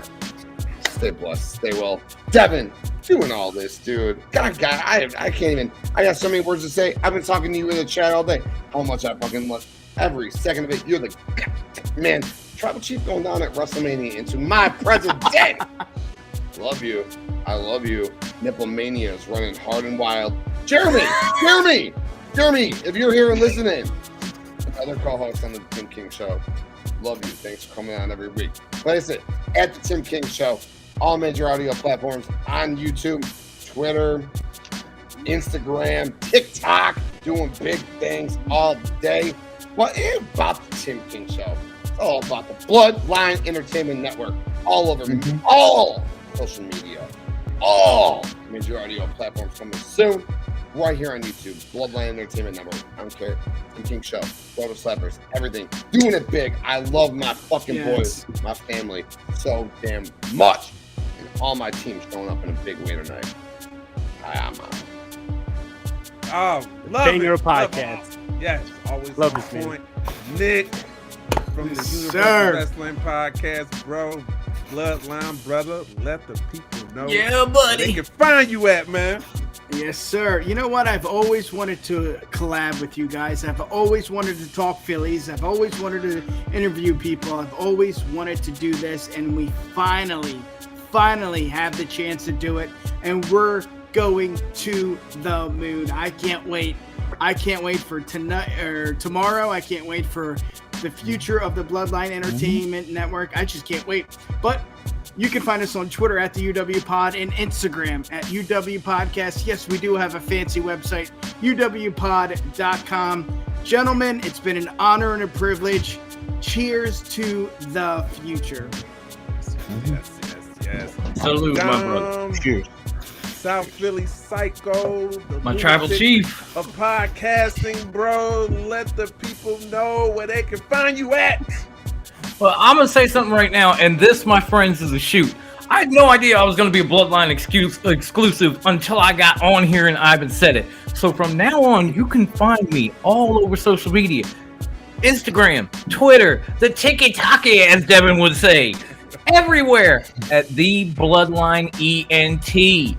Go follow that shit wherever you are right now. Get your psycho on. That's all good. But as far as other social medias, if you want Top Rope, you can search for us on Facebook, Top Rope Wrestling Talk. You can find us on Twitter at Top Rope WT. And god damn you, Bruce, this is the longest Instagram handle ever, and I want to hate on you, but it won us 3 awards. You can find us on the gram at top_rope_wrestling_talk. That's why I begged Devin not to put an underscore in the social fucking media. Thank you, everybody, for showing up tonight. Thank you to this beautiful panel. Grayson, it was so good to meet you. I love you, man. Justin, I think it's like the second time I've done something with you, and I had a ball. Bakley, you were here too. No, I'm kidding. I love you too. And my guys, De Niro, TK, Nick, my tribal chief. I am so ready to take this ride with you. I am so excited. This is barely even day 1. Yes. We got so far to go, and I'm ready to do it right now. And I'll say this, and I believe this from the bottom of my heart. All you other podcasters out there are the 2s, and we, the 1s. But we still love you all. Very, very. We still love you, but it's true. Tough love. Everyone it's damn true. I love this. Yeah, I said it. Yeah, I said it. What's happening? Nero. Oh, yes. Thank you for everybody showing up. People in the live chat, highly engaged. This was a highly successful launch party. Thank you to our lovely guest, Justin. All right, Grindon the Ben Buster and honorary Oos Bakley. We appreciate it. Big special thanks. Love you guys. Bloodline brothers, man. Let's shield it out right there. Everybody shield it out right there. There we go. Shout out to the Messiah. Yes. We appreciate it. Man, for everybody coming through. Thank you, Bloodline brothers, man. We put a lot of work in here. And yes, you can find the Clutchy Wrestling Podcast on our Central Hub website. You can find the audio, the video, even our merch. I'm gonna make it short, make it quick. All right, ClutchyWrestling.com. ST for the abbreviation for your pleasure. This is about the bloodline, all right? Right. So if you want to find out about what's going on with our content with anime, pro wrestling, sports, entertainment, we got articles. Bro, we got articles, okay? Articles. BloodlineNetwork.com, all right? That is the central hub for the bloodline. That's where you get all your entertainment needs. All right. That is for your everything. Your pleasure. It is decided for the Bloodline of Entertainment Network. Let's fucking go. We thank everybody. Love y'all. Appreciate it for coming through. Get them ones up. All right. That's how we close out. We see y'all tomorrow. AEW Revolution for the watch along party for the Bloodline Network. Good night, folks. Let's night, y'all. Fucking go.